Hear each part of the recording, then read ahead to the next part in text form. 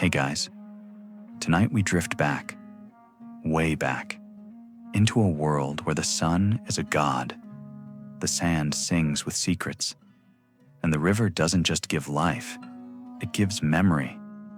You're in Egypt now, not the tourist trap kind with selfie sticks and ticket booths, but the real Egypt, the one with crocodiles lurking like judgment, incense coiling like ghosts, and 1,000 years of dust woven into every breath you take.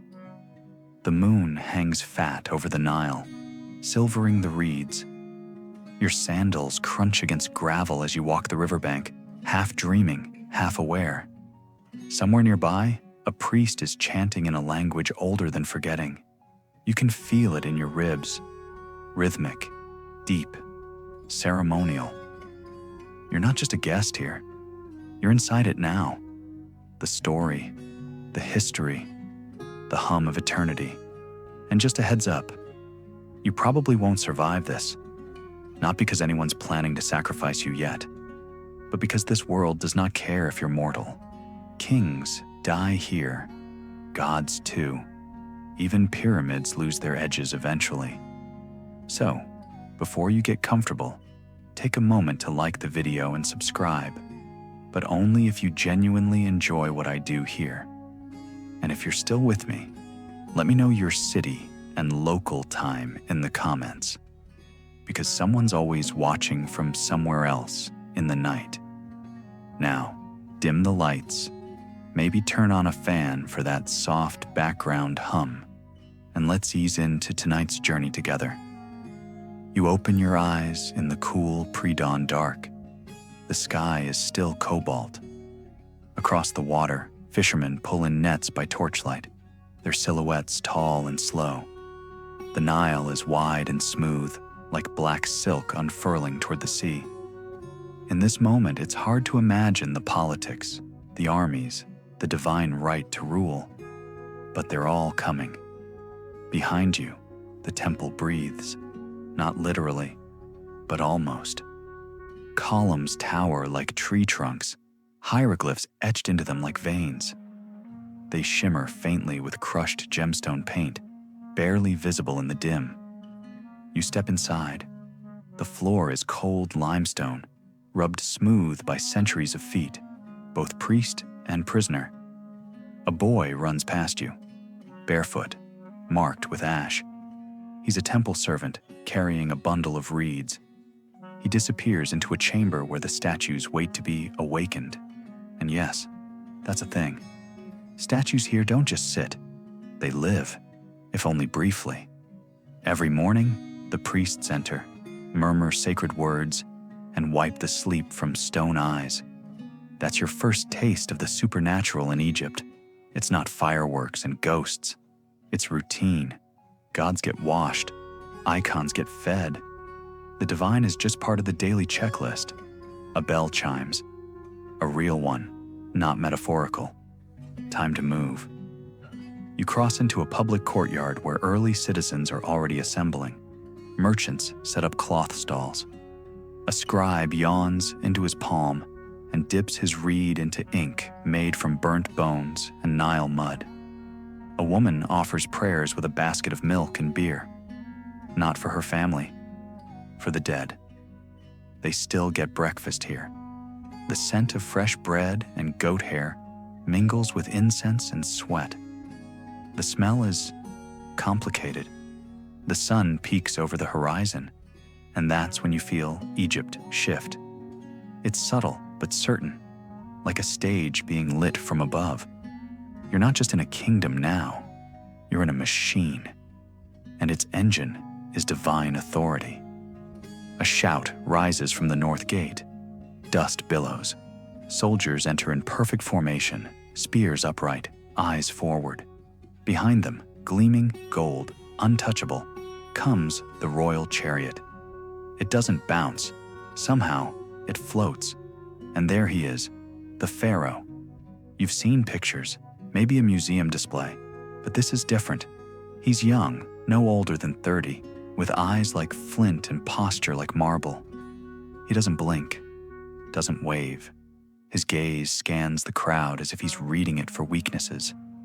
People bow, kiss the dirt, not just out of fear, reverence. This isn't a man to them. He's Horus on earth, the living god. You, on the other hand, just stare. It's allowed. You're not part of the scene. You're drifting through it like breath. The pharaoh dismounts. Priests chant. The crowd parts like river reeds. A child, maybe 5 years old, carries a lotus flower to him, knees trembling. He bends, accepts it without smiling, and places it on a waiting brazier. It sizzles. The gods, apparently, are hungry for symbols today. And then the moment ends. Guards escort him through the temple's central door, one you hadn't even noticed. It slides open with an echo like thunder. You follow. Inside, the walls close around you. Painted scenes stretch endlessly. Crocodile gods, devouring souls, hawk-headed deities weighing hearts, lotus blooms curling from the mouths of the dead. That last one is your favorite. Creepy? Yes, but poetic. In this dark chamber, time buckles. You realize this isn't a snapshot of a long-gone civilization. This was daily life. Normal.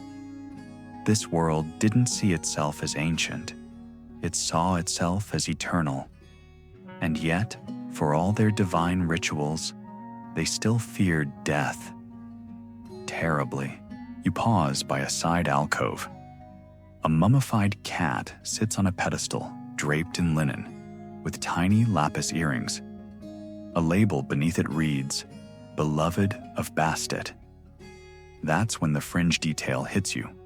Some cats were buried with more luxury than peasants, and if you accidentally killed one, even by ox cart, you could be sentenced to death. Historians still argue whether this was law or legend, but best not to test it. Outside, a gust of desert wind slithers through the temple doors. The scent it carries? Sand, sweat, and something sweet, perhaps myrrh, or perhaps decay. It's hard to tell. You walk further in. At last, you reach a golden threshold, decorated with scenes of the sun, God Ra sailing across the sky in his celestial boat. Every sunrise is a battle. Every dusk, a victory. And behind this door, the sanctum. You don't enter. Not because you're unworthy, but because it's not time yet. Your journey is just beginning. You blink slowly, and when your eyes open again, you're no longer just a drifting guest. You are inside the ritual machine now, caught in its gears. The temple behind you hums with incense and preparation. But the real heartbeat of Egypt doesn't echo in its stone walls. It walks. It breathes. And it wears the face of the pharaoh. You don't walk beside him. You wouldn't dare. But you hover close enough to feel the gravity that clings to him like gold dust. The air tightens as he moves through the halls. His linen robes whisper. His sandals never scuff. Servants scatter before him like birds. No one dares to look him directly in the eyes unless they want to risk being turned into stone or reassigned to a quarry 2 deserts away. He enters a room lit only by polished copper mirrors. Priests swarm him, like bees but quieter, undressing, anointing, dressing again. You notice they layer his body in oils, resins, and scents so rich, it's as if the gods themselves want to eat him. Then comes the collar, wide, jeweled, heavy. Then the kohl. Yes, eyeliner, because the divine must always be beautiful, even at war, even when dying. You smirk at the thought, but don't say it aloud. You're still technically inside a sacred hallucination. And finally, the crown. Not 1, but 2. Upper Egypt, Lower Egypt, worn together. It's not just fashion, it's politics made visible. And the weirdest part? You realize He doesn't choose any of it. He just is. A god in skin. The country wears him like a mask. He steps forward to a platform. The sun has risen higher now, and the temple's inner courtyard fills with light. Everything is designed for this exact angle. The moment his sandals touch the dais, the sun lands square on his crown.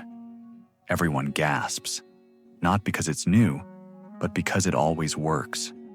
Sacred geometry has no off days. You watch a noblewoman faint. The crowd ripples. A priest chants something about Ra and the rebirth of order. And you? You're trying not to laugh at the fact that one of the guards just tripped over a peacock. Sacred bird, unfortunate timing. Still, the ritual goes on. He raises his hand. A hush drops like a sandstorm. And then he speaks, low, calm, rehearsed. It's not a speech.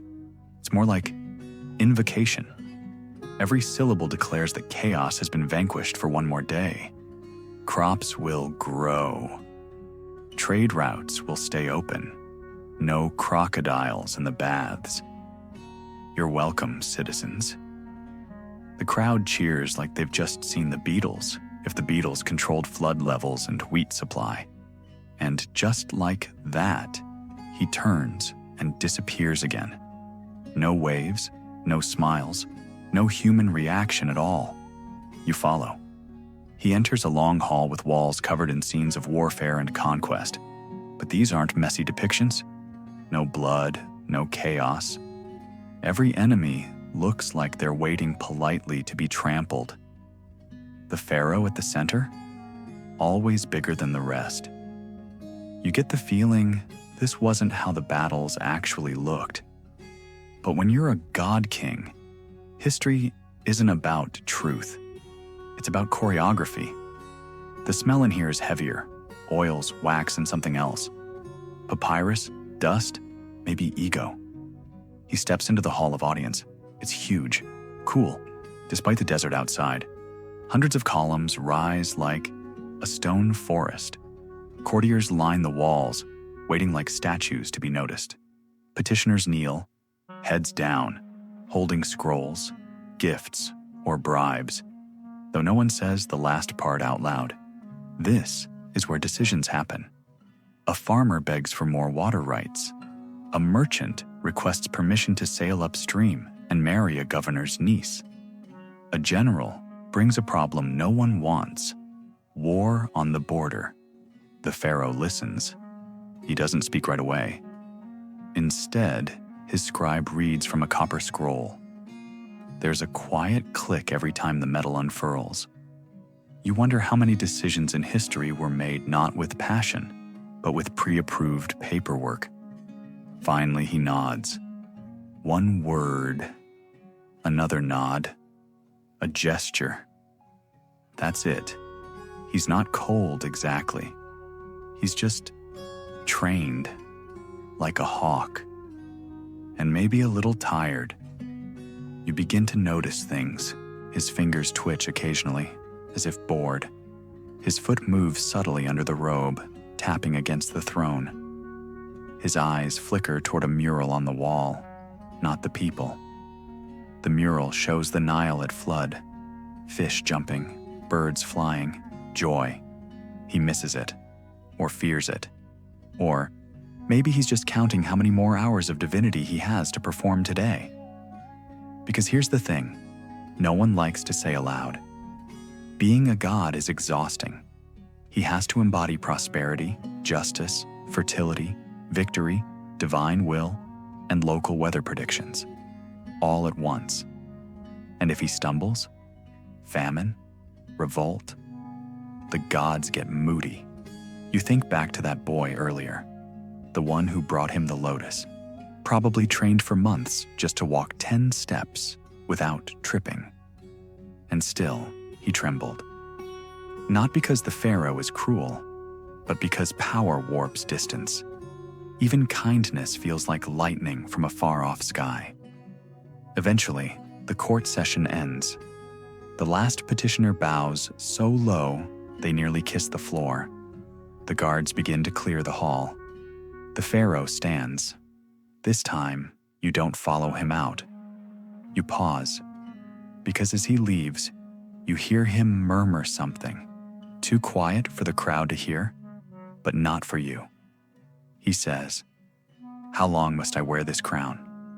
Then he's gone, and you're left standing among empty marble and echoes. A fly buzzes near the throne. No one swats it. Outside, the sun climbs higher. The heat begins to rise. The gods are fed. The people are ruled. And somewhere, the river keeps flowing. You remain still in the hall of audience long after the courtiers vanish and the guards retreat into shadow. The scent of incense lingers, but now it's mixed with something raw: sweat, tension, and fear disguised as devotion. You can feel the weight of power still hanging in the air, like the static after a lightning strike. And yet, beneath it, something else hums, whispers. You drift toward the rear corridors of the palace, where marble turns to sandstone, where polished statues give way to shadowed corners and softer voices. This is not the domain of ceremony. This is the backstage. And here, Egypt becomes mortal again. Two scribes lean close, barely speaking above a murmur. Did you hear what his sister said last night? She was at the moon altar. Again. The high priestess caught her with a Nubian servant. And the vizier's daughter. Pregnant, they say. But whose? Their eyes flicker toward the ceiling, toward the throne room above, toward danger. You glide past them unnoticed. You're not supposed to be here, but in this dream, you break rules as easily as sand breaks wind. The corridor narrows. A cat darts between your legs. It stares, tail high, as if it knows things you don't. Down a small flight of stone steps is a chamber you weren't meant to find. Inside, tapestries drape the walls, not of gods, but of family trees. Or knots, more like.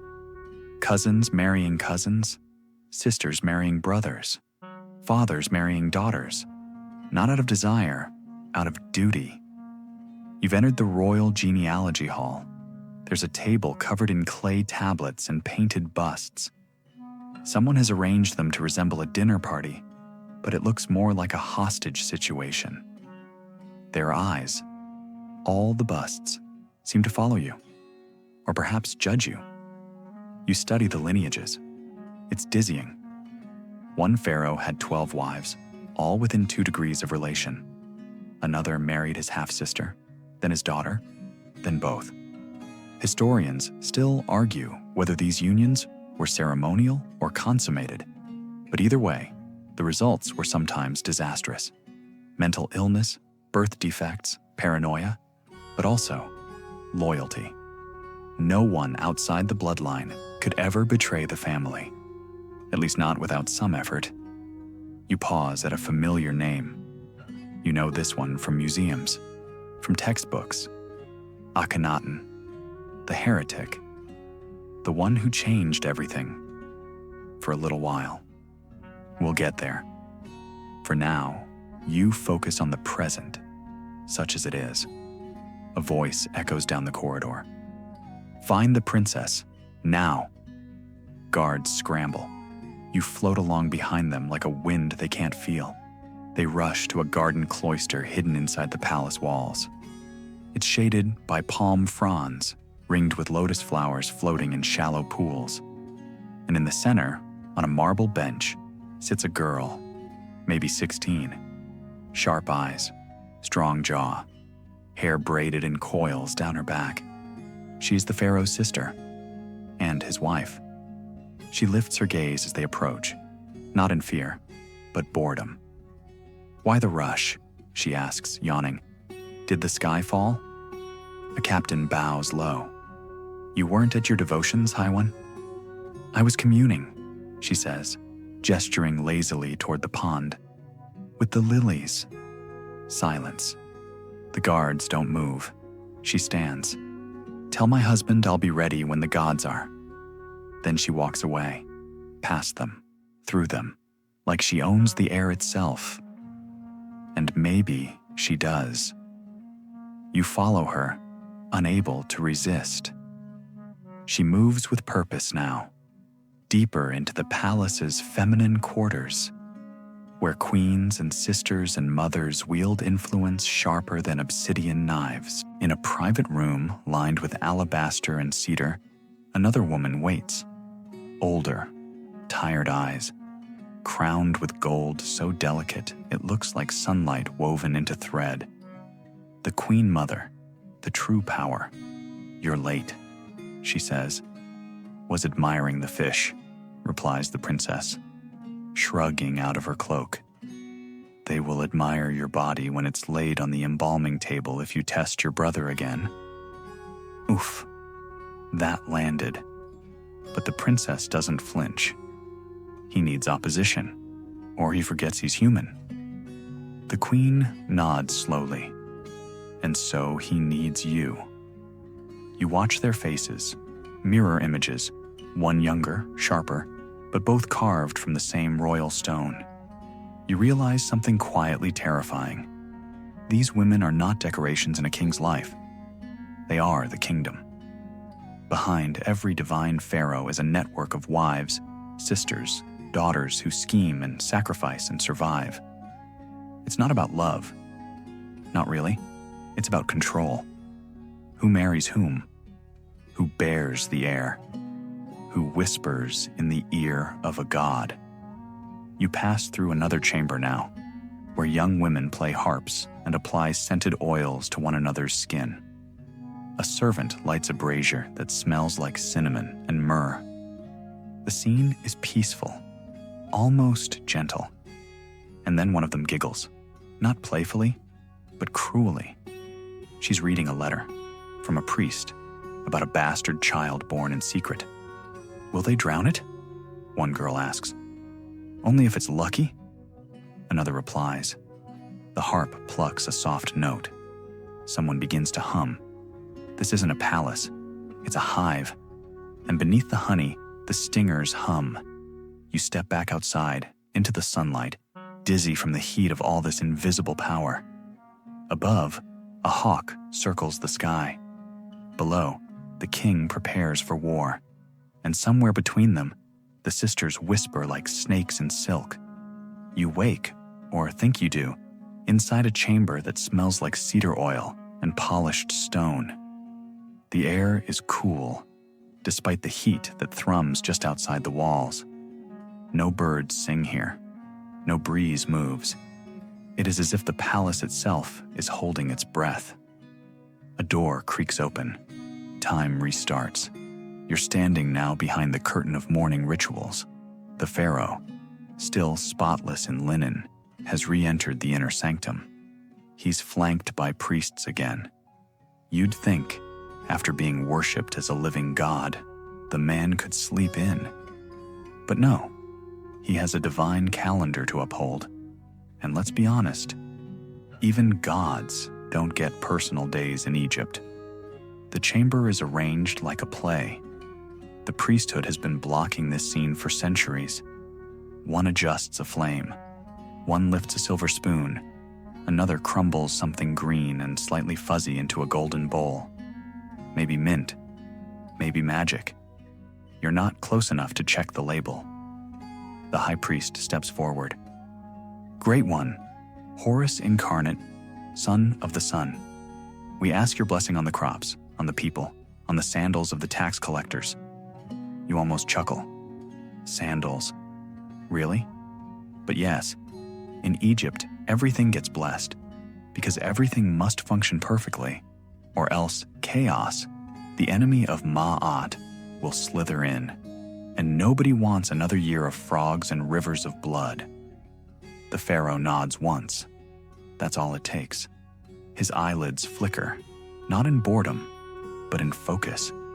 You realize he knows this ritual by heart.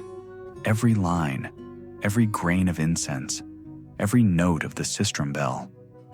He's performed it since childhood, maybe before he could spell his own name. It's not ceremony.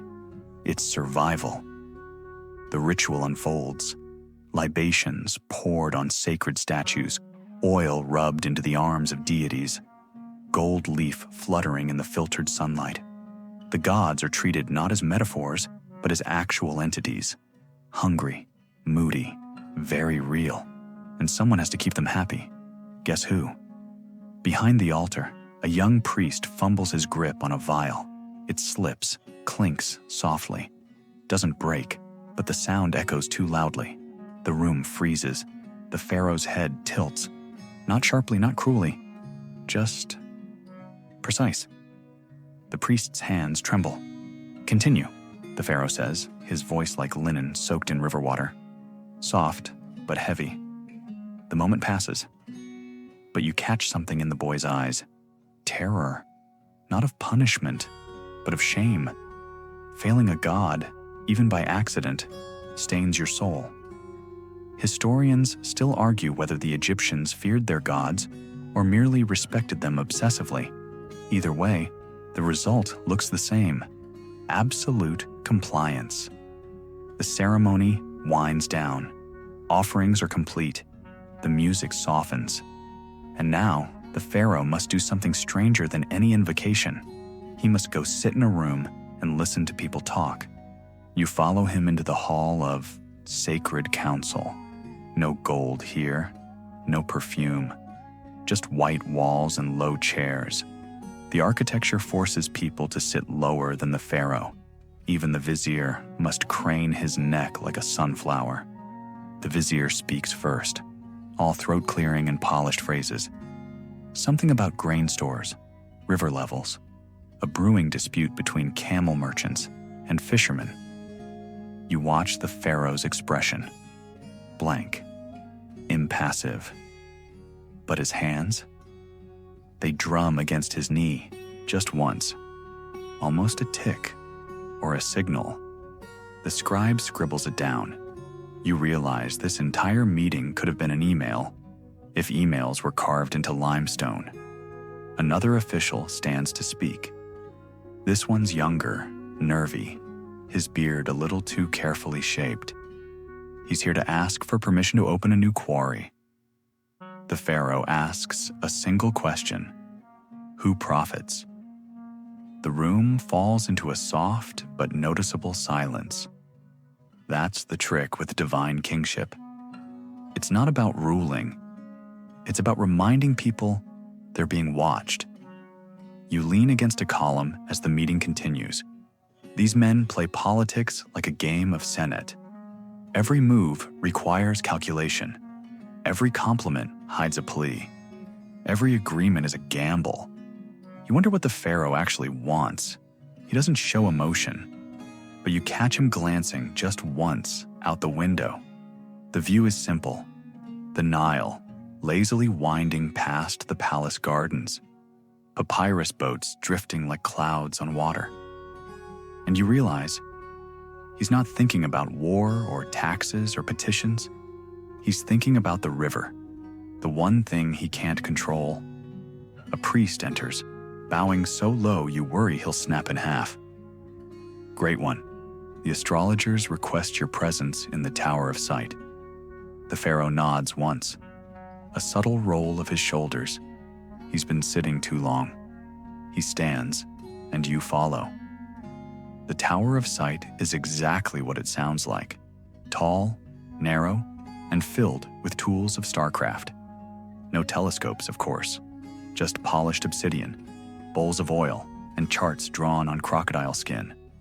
You overhear two stargazers whispering. The comet returns. Every 39 winters. Bad omen. Or change. Depends on the alignment. You've heard this before. Scholars today still debate whether Egyptian astronomy was science or superstition, but in this room, it doesn't matter. It's belief that matters. The pharaoh enters, and everyone bows like wheat in a storm. The chief astrologer presents a scroll with tonight's forecast. A lunar eclipse. Rare, ominous, sacred. The pharaoh reads it in silence, then says, "We will make an offering to the moon." And that's it. Not fear, not doubt, just adjustment. Ritual absorbs disruption like sand absorbs water. As the day slips toward dusk, you follow him once more, this time to his private quarters. Finally, behind the heavy cedar doors, the mask begins to crack. Not much, but enough. He sighs, takes off the collar, rubs the bridge of his nose, and when he thinks no one's watching, he closes his eyes and whispers, "Another day." Done.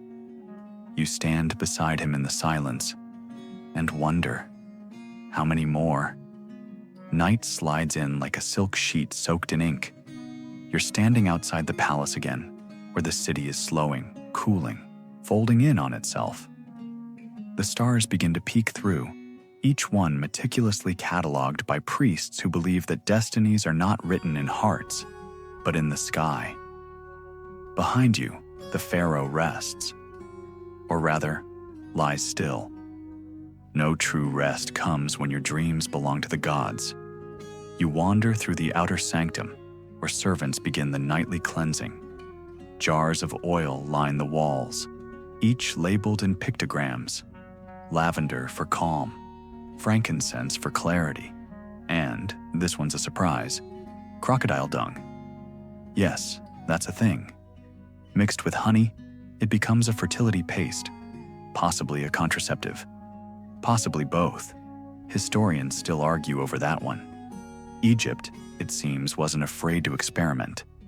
A group of young women kneel in a circle, grinding pigments for the next day's cosmetics. Malachite, ochre, crushed beetle shells. The colors are dazzling even by firelight. One dabs a bit on her wrist to test the tone. The other whispers, "If she wears too much green, it means she wants his attention. If she wears too much black, she already has it." The girls giggle, but underneath, the calculation is clear. Makeup here isn't vanity, it's strategy. You move on, deeper, quieter. A door opens to the bathing hall, where another layer of ritual unfolds. The walls here are carved with fish and reeds and lotus flowers, all swirling in hypnotic patterns. Pools lie in perfect symmetry, warm from underground fires. The attendants undress the pharaoh's body not with shame, but reverence. They scrub with pumice, oil with myrrh. Not a patch of skin goes untouched. You're struck again by how deeply the divine must be maintained. Godhood here is high maintenance. The pharaoh doesn't speak. He lifts his arms as instructed, turns, lowers into the pool with the grace of a marble statue learning to breathe. You float nearby, observing. The water carries his reflection across the surface like a mirage. He watches it, carefully, like he's waiting for it to blink. And for a moment, just a flicker, you see it. Doubt. A crease at the edge of his brow. A breath held just a second too long. He's not looking at his reflection. He's asking it a question. Am I really still a god? Or just another man wearing makeup and old myths? Then it's gone. He rises. The towel arrives. The attendants bow and disappear like shadows. You follow him into the scenting chamber, where trays of unguents wait like a banquet. He selects one, lotus resin, and applies it himself, deliberately. You notice the order: first the neck, then the wrists, then the feet. Because even a god needs to smell nice in case of assassination. That's not a joke. Poison often enters through perfume here, or wine, or a brother's cup. The pharaoh steps into the wardrobe chamber. 2 robes await. One white, simple, clean. One golden, embroidered, stiff with jewels. He chooses the white one. You'd expect the gold. You almost want the gold. But he surprises you, and maybe himself. In this moment, he's not a god, not a king. He's a man trying to remember who he is before the crown. A quiet knock on the wall. Your sister is waiting.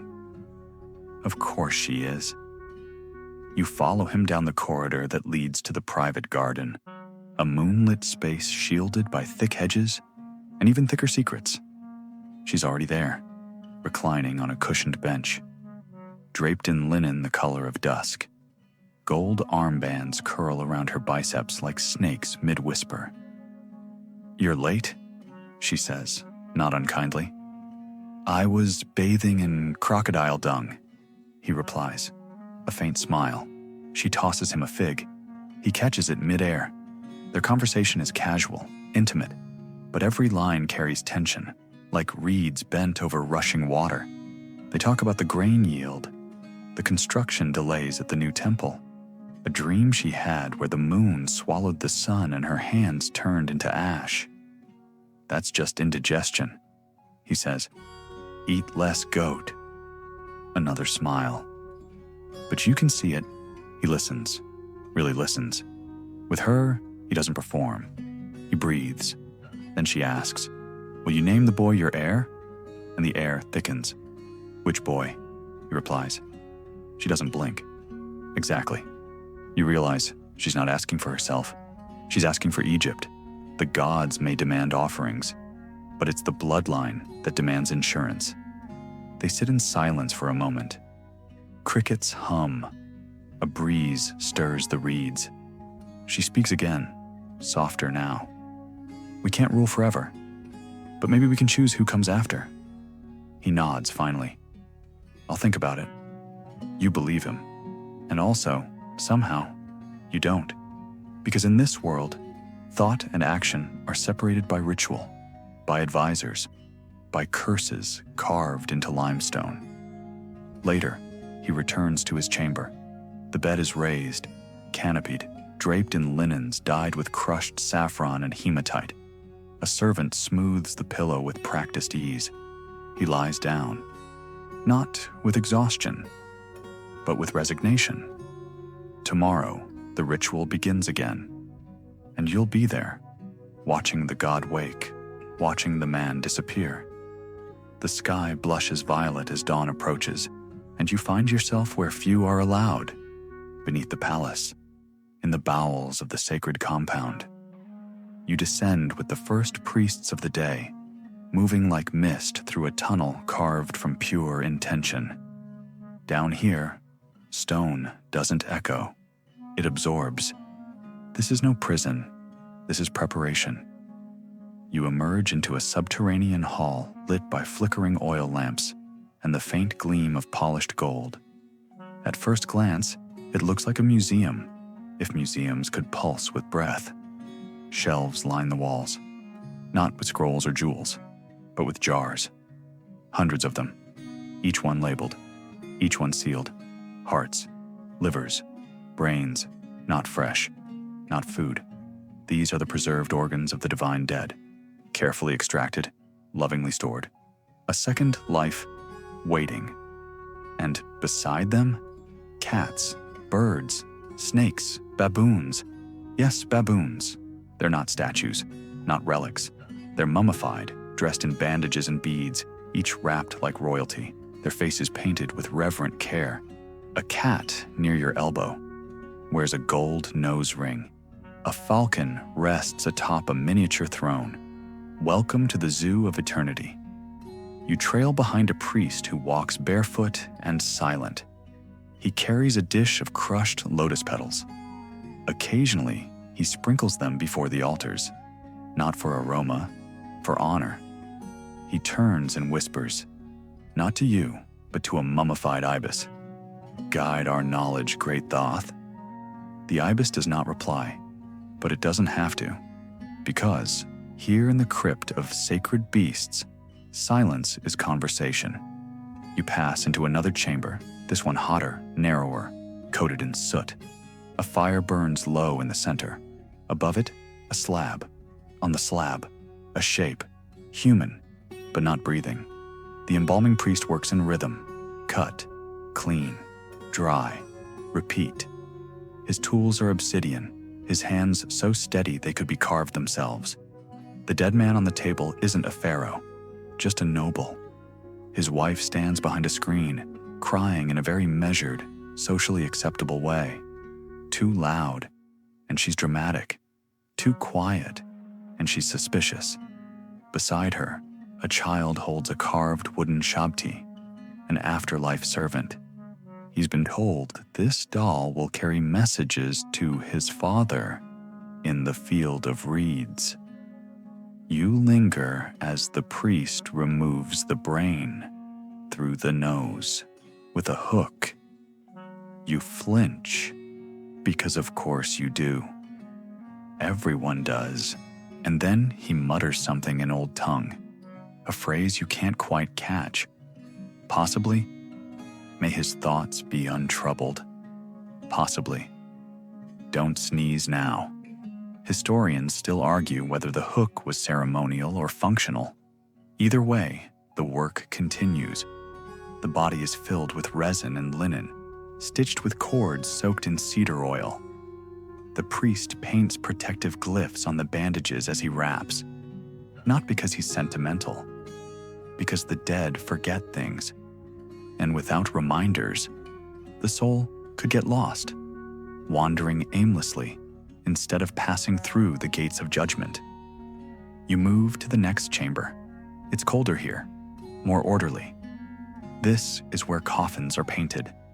A young artist kneels before a wooden sarcophagus, brush in hand, brow furrowed. His pigment tray gleams with colors drawn from every corner of the Nile Valley. Lapis for the sky, carnelian for blood, crushed turquoise for eternity. He paints the deceased with arms crossed and serene eyes, flanked by gods. There's no room for grief, only order. Mahat must be maintained, even in death. Especially in death, you pass shelves of funeral masks, some golden, some clay. One stares at you, its smile frozen in eternal calm. Another has been discarded, cracked, too imperfect for a noble face. You lean in. There are fingerprints inside the clay, probably from the craftsman. He's immortal now, unintentionally. You leave the embalming complex and follow another corridor. This one twisted and narrow. The walls are painted with scenes of the journey through the underworld. Monsters, scales, serpents with legs. The imagery is intense, almost psychedelic. Not horror, just instruction. This is the Book of the Dead, written not for drama, but for guidance. Turn left at the fire lake. Offer figs to the baboon-headed guardian. Avoid insulting the hippo demon, even accidentally. You emerge into a chamber shaped like a lotus flower. At the center is an altar, and above it, floating in dusty sunlight, a feather. Alone. Perfect. This is where hearts are weighed. Not today, of course. There are no souls present. But the ritual remains staged, waiting like a theater that never closes. You place your hand near the feather, unsure why. No judgment comes, but the air around you thickens, and for a moment, you feel like your own heart might leap out and confess. That's when the priest reappears. Time, he says simply. Time for what? He gestures upward. You climb back through the passageways, past the animals, past the coffins, past the echo of hooks and resin and stitched lips, up, until light spills through a narrow slit in the ceiling. You emerge on the palace roof, blinking. And there, standing like a statue reborn in flesh, he waits.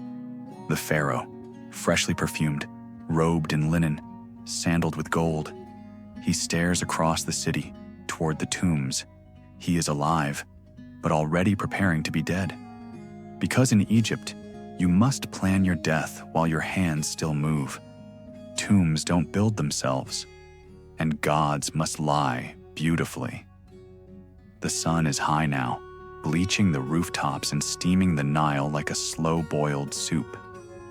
You descend from the palace roof into another corridor, but this one smells different. Not of oil or resin, but of something softer. Perfume, milk, and rose water.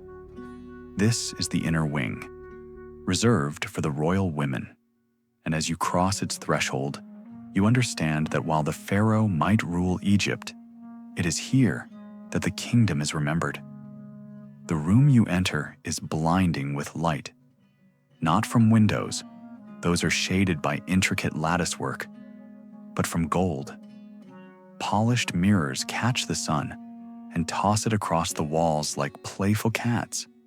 Women lounge on cushions, some laughing, some arguing over board games you don't recognize. Others hum lullabies to babies cradled in lapis-studded baskets.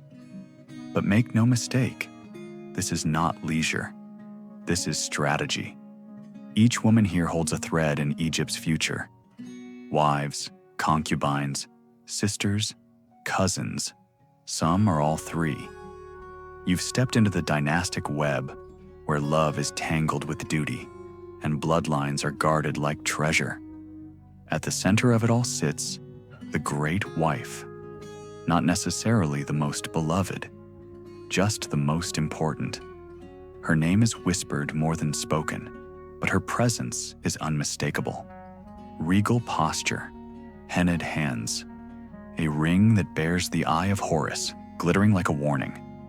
She doesn't move when you approach, but her eyes find yours, sharp, curious. She watches us again. She murmurs. Someone replies, "She always does." You pretend not to hear, but you do. Every word. A young woman enters the chamber, wrapped in sheer linen, her hands trembling just slightly. The room stills. She's been chosen. Someone whispers. Chosen for what? You follow her through another curtain. The space beyond is smaller, darker, scented heavily with myrrh and blue lotus. A midwife waits by a basin of warm water. The girl lies down. You realize she's pregnant, but not near birth. Near ritual, a priestess marks her belly with red ochre. Another places a beetle amulet on her chest. This isn't just medical care, it's ceremony, because every child born of the royal line might be more than a baby, might be a god. You step back as the curtain falls. Behind it, muffled chants begin. You return to the main chamber, where two older women argue over genealogy. No, her mother was the half-sister of the previous vizier. Only through marriage, she wasn't of the direct line. Still counts. You realize they're not just chatting, they're rehearsing war. In Egypt, lineage isn't about affection. It's about legitimacy. One wrong cousin, one shady uncle, and the entire divine claim crumbles. You pause beside a girl, playing with a doll made of clay and thread. It wears a tiny crown. She sets it on a makeshift throne, then knocks it over with a small pebble. You glance at her. She shrugs. They always fall eventually. Yikes. Back in the main hall, another woman arrives, older, commanding, wrapped in black and gold like a living eclipse. She's not smiling. Has he chosen an heir? She asks. The great wife doesn't answer, but her eyes harden just a little. He's naming the boy tomorrow, another woman says. The one from the Western Queen. The tension is instant, like a sandstorm trapped in silk. She's Libyan, someone hisses. Barely understands our rights. She gave him a son. So did 3 others. You look around and realize this is the battlefield, not chariots, not spears, cradles. The politics of succession aren't played out in public. They unfold in whispered accusations, in calculated fertility, in strategic mourning. Someone weeps in the corner. Not loudly, just enough to be noticed. She's been passed over. Again, and everyone knows what that means. She may never bear the next god. Later that evening, a quiet ceremony unfolds in the moon chamber. You sneak in. It's small, circular, lit only by alabaster bowls of blue fire. The priestess chants, and the women, barefoot now, circle slowly, hands linked. Each one wears a symbol of her lineage: scarabs, lotus blossoms, falcon feathers. They're not praying. They're reminding the gods who they are. Because when the Pharaoh dies, and one day he will, the gods won't choose the next ruler based on charisma. They'll choose based on ritual memory. And the women here are keeping that memory alive. Suddenly, silence falls. The great wife steps forward, unfastens her necklace, and lays it on the altar. The others bow, not to her, but to what she represents: continuity, authority, legacy. And yet, beneath all of it, you sense the fear. Because if the wrong child rises, everything crumbles. As you leave, you hear one last whisper. He was never meant to marry her, but the omens were clear. You want to ask, which omens? But you already know the answer, all of them, and none. Because when gods and bloodlines mix, truth becomes negotiable. And history? Well, history is what the survivors agree on. The moon is high and bloated, like a pearl dropped in ink when you step outside the women's quarters. The palace is quieter now, less like a storm, more like the pause before another. You move with the stillness, following the flickering trail of oil lamps that line the causeway down to the necropolis. Tonight is not for feasting. Tonight is for remembering. At the end of the causeway, beyond the garden of sacred papyrus, stands a small, square temple, carved straight into the hillside. This is the house of millions of years, one of many tomb complexes in waiting commissioned, while the Pharaoh still breathes. Yes, still breathes. Because in Egypt, the dead aren't the only ones who need tombs. The living build their tombs in advance, sometimes decades early. Think of it as an eternal Airbnb, but one you really can't cancel. You enter through a narrow stone arch where the air tightens immediately. The walls close in, the paintings begin, and they are breathtaking. Scenes of the afterlife, in color so vivid it feels wet. Ra's solar boat sailing across the heavens, the Pharaoh bowing before Osiris, crocodiles with crowns, eyes that watch you as you walk. A guard nods as you pass. He's half asleep, leaning on a spear. You doubt he understands half the symbols surrounding him, but he respects them. Fear and faith blur down here. You descend further, following the sloped hallway deeper into the earth. A scribe walks ahead, chanting softly, unrolling a scroll as he moves. It's a map, a spiritual GPS for the afterlife, left at the serpent's mouth, right at the cave of knives. Duck under the flaming doorway. Historians still debate how literally these routes were believed, but down here, in the inked shadows of eternity, everything feels literal. You arrive in a chamber so still, you feel your heartbeat echo off the walls. The ceiling is painted with constellations, each star positioned exactly. No Photoshop, just ladders and genius. A priest lights a brazier. The smoke curls upward, as if trying to rejoin the sky. And then he arrives, the Pharaoh, not in gold, not in crown, but in linen robes and bare feet. He walks with no escort, no fanfare, just him. You feel the temperature shift, not because of mysticism, but because power carries its own weather system. He stands before a false door carved into the tomb wall, symbolic, yet solid. No hinges, no key, but it opens anyway, for the spirit. He places his hand flat on the stone and whispers a name, not his own, his father's, the air changes again. You realize this is a remembrance rite, a rare private thing, not for politics, not for show, just for continuity. He kneels, a pharaoh kneeling. You didn't know they could? And then he speaks, not in decrees, but in fragments. You said I was too quiet, too soft. Pause. But I kept the land whole. Pause. I built the canal. You never did. Long silence. I wonder if you'd be proud or relieved that it's over. You stand frozen, not out of respect, out of awe. Because in this one moment, the divine mask slips. Not off, just askew, enough to see the sun underneath. When he rises, his face is unreadable again.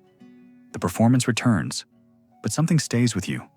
A tremor in the way he touches the door one last time. Gently, almost lovingly. He turns to leave. You follow, slowly. Back in the corridor, another priest waits. He carries a tray. On it, a scroll, a stylus, and a small bottle of ink mixed with ground obsidian. The pharaoh pauses, takes the stylus, signs the scroll. You peek, it's a decree. The start of construction on a new tomb, his own. The priest bows, vanishes into the dark. You realize what just happened. The pharaoh chose where he'll be buried, not because he's dying, though maybe he is, a little, every day, but because a god must choreograph his own disappearance. And then, oddly, he laughs, just once, quietly. Not too close to the river, he says aloud to no one. I'd rather not flood in the afterlife. You almost smile. He turns to you then. Yes, you. And says, you think it's strange, don't you? You don't answer. But you do. And he knows. He gestures toward the painted wall behind him, a scene of his own afterlife, freshly drawn. He stands with Ra, bow in hand, boat beneath his feet. It's not about what happens after we die, he says. It's about making sure we never really do. Then he walks away, footsteps silent. You remain behind, staring at the wall, at the pharaoh sailing forever on inked waves, at the moonlight touching the edge of the stone, at the quiet truth of this place. In Egypt, death is just a long, elaborate performance. But the audience? The audience watches for eternity. It's morning again, but this time, the light is different. Harsher. Like the gods woke up in a mood. You step into the palace courtyard and feel the tension before you see it. Birds are quiet. Servants move quicker. Guards double-check their belts. Something is coming. And that something is foreign. The gates swing open with a groan that echoes too loudly.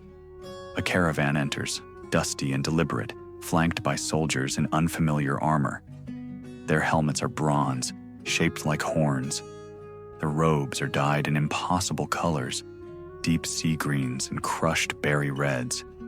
Behind them, camels, chariots, and crates stacked with gifts, or bribes, depending on who you ask.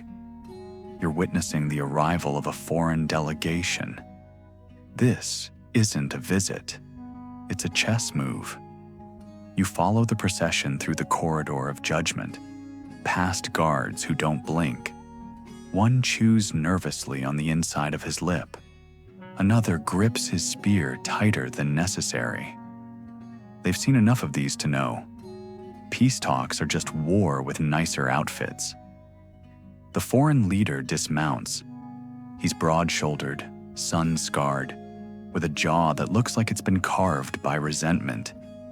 His name is unpronounceable, but his message is clear. We know your borders are thin. The pharaoh enters the chamber last, alone, no crown, just linen. But make no mistake, he's the sun in this room. Everyone else revolves. He says nothing at first, just walks the perimeter slowly, making eye contact with each visitor. Not hostile, not even cold, just calculating, like he's wondering who bleeds easiest. Eventually, the high priest introduces the guests with ceremonial pomp. A servant translates. Another hands over a scroll bearing the insignia of a foreign god, half lion, half thundercloud. The pharaoh takes it, reads, doesn't react, then hands it to a scribe with a bored flick. "Their offerings?" he asks, finally. The crates are opened. Inside, copper tools, cedar wood, lapis lazuli, incense from the southern deserts, and, curiously, a live leopard drugged and chained. The crowd murmurs. One official whispers, "That's a sign of alliance." Another replies, "Or a warning." The pharaoh raises a brow. "Does it bite?" The room chuckles. Reluctantly, he continues, "Tell them we accept the gifts, but not the threat." The translator stutters. The foreign leader's expression tightens. He bows, deeply, but not sincerely. Behind him, one of his guards sneezes. Everyone jumps. You realize how thin the piece is, like papyrus left out in the rain. Later, in the strategy hall, the pharaoh meets with his inner circle. Maps are unrolled, stones placed to represent troop positions. A general leans in, voice low. "They've tested our eastern border 3 times this year." "And our response?" the pharaoh asks. "Silence? Good." You blink. "That's it?" But then he adds, "Build a fortress at Jazer. Quietly, under a temple name. Say it's a shrine to Hathor. Invite pilgrims." You smile. That's not silence, that's bait. Historians still argue whether the Egyptians were master diplomats or passive aggressors in gold sandals. Today, you're seeing both. The discussion turns to espionage. A merchant has been caught with scrolls sewn into the hem of his robe, military diagrams, royal lineage charts, a map of the inner palace. "How was he found?" someone asks. "His donkey brayed too loud at the checkpoint." So that's how dynasties survive. Luck and livestock. The pharaoh orders the spy questioned. "Gently," he says. Then adds, "At first." Later that day, you visit the Hall of Scrolls, a massive chamber where the walls are covered in thousands of hieroglyphs. Not stories, not myths, letters, correspondence with kings across the known world. From Babylonia, "Your daughter is beautiful. May I borrow her?" From the Hittites, "We heard your crops failed. Shall we send grain or condolences?" From Crete, "We have no gods, but we like yours." Each message is archived. Each reply carefully inked in stylized diplomacy. One scribe shrugs as he files a scroll. "We send love in every direction. Sometimes they send knives back." The pharaoh walks through the hall in silence, then pauses beside one wall. There's a new carving being added, a treaty between Egypt and a kingdom you've never heard of. "It will fail," he says quietly. "Why sign it then?" you ask. He doesn't answer, but you know, because history only remembers the paper, not the blood it soaks up. That night, a banquet is held for the foreign guests. Musicians play lutes shaped like cranes. Dancers wear silver masks and move like wind over dunes. Everyone laughs too loud. Everyone drinks too slow. The food is lavish. Roasted duck, honeyed lotus root, figs stuffed with date paste. And yet, no one eats much. You sit beside a noble who mutters between sips of pomegranate wine. He should have them poisoned. Quietly. Say it was the leopard. You glance at the leopard. It's asleep, or pretending to be. By the end of the night, nothing is signed. But everything is decided. They leave at dawn, without the leopard. You don't ask why. But you know it wasn't a gift. It was a mirror. The leopard is gone, but the unease lingers. You wander through the palace in the wake of diplomacy, sensing that something underneath the smooth surface is beginning to churn. Egypt doesn't quake often, not visibly, but you feel it now. A tremor in the rituals, a flicker in the flame. The pharaoh is not in his chamber. He's in the hall of statues. It's a cold room despite the sun, not temperature, presence.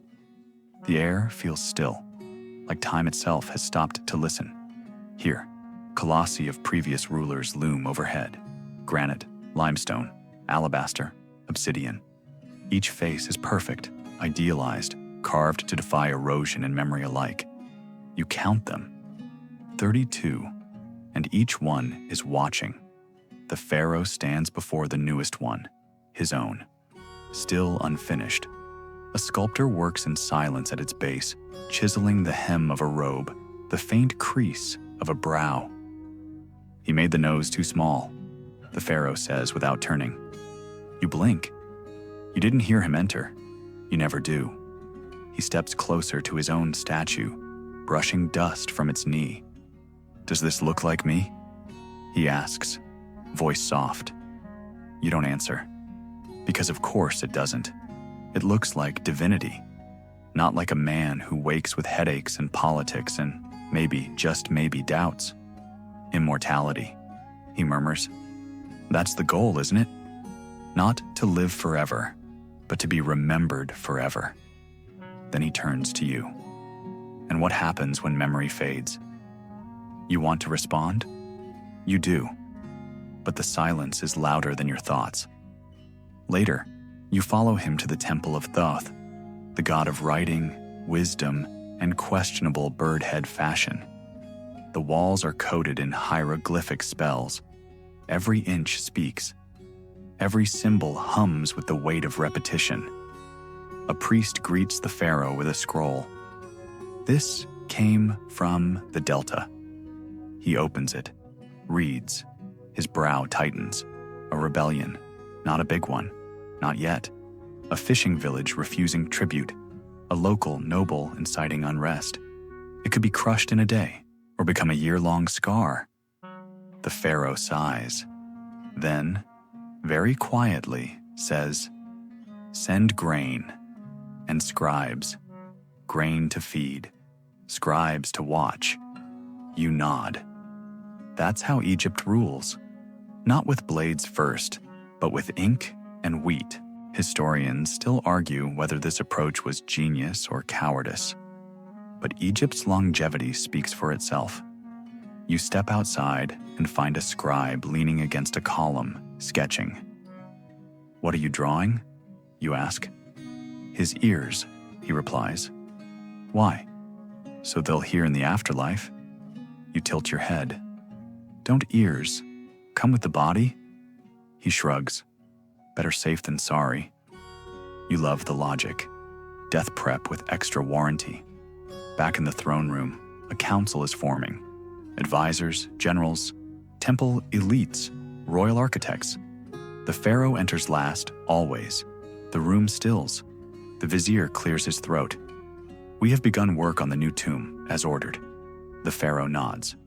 But, the vizier adds, there are obstacles. What kind?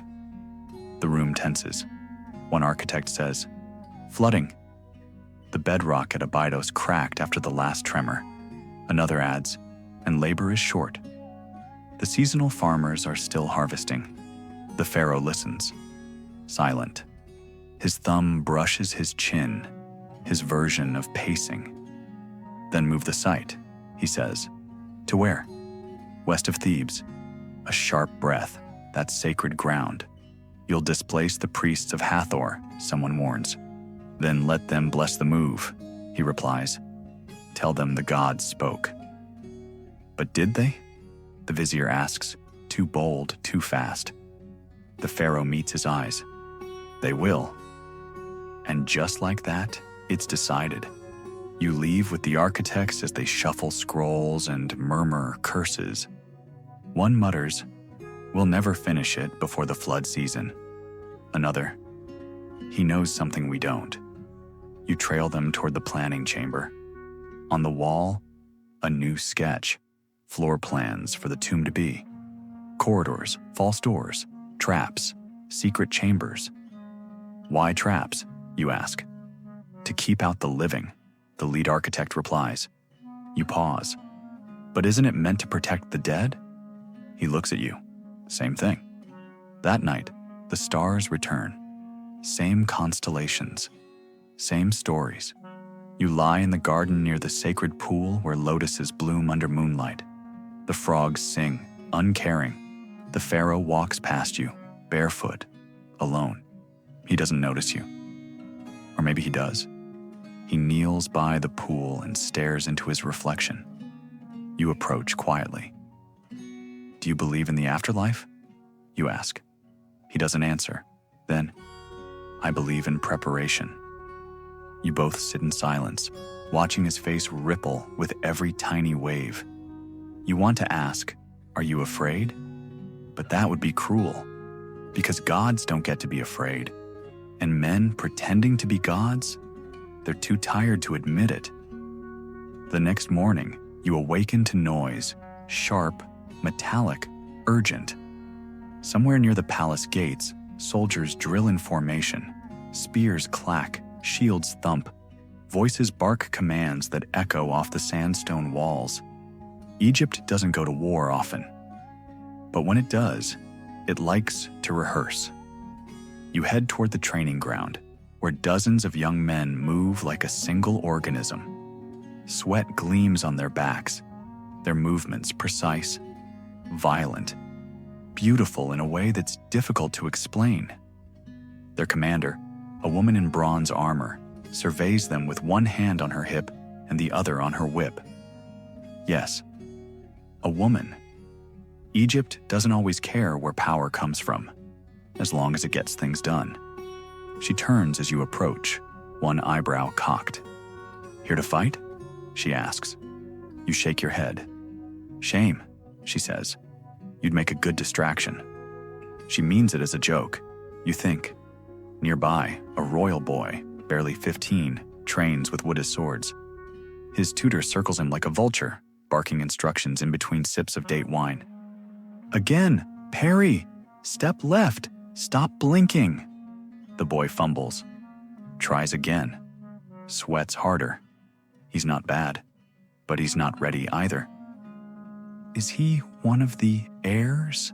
You whisper. The commander doesn't answer directly, just says, he'll need to be. Back at the palace, the pharaoh watches from a shaded balcony. His gaze is sharp, assessing. He's not watching the technique. He's watching the hesitation. The future has no use for hesitant gods. Later, you follow the boy to the scribal chamber, where his day continues. He swaps sword for stylus. The instructor drills him in poetry, astronomy, law, and ritual etiquette.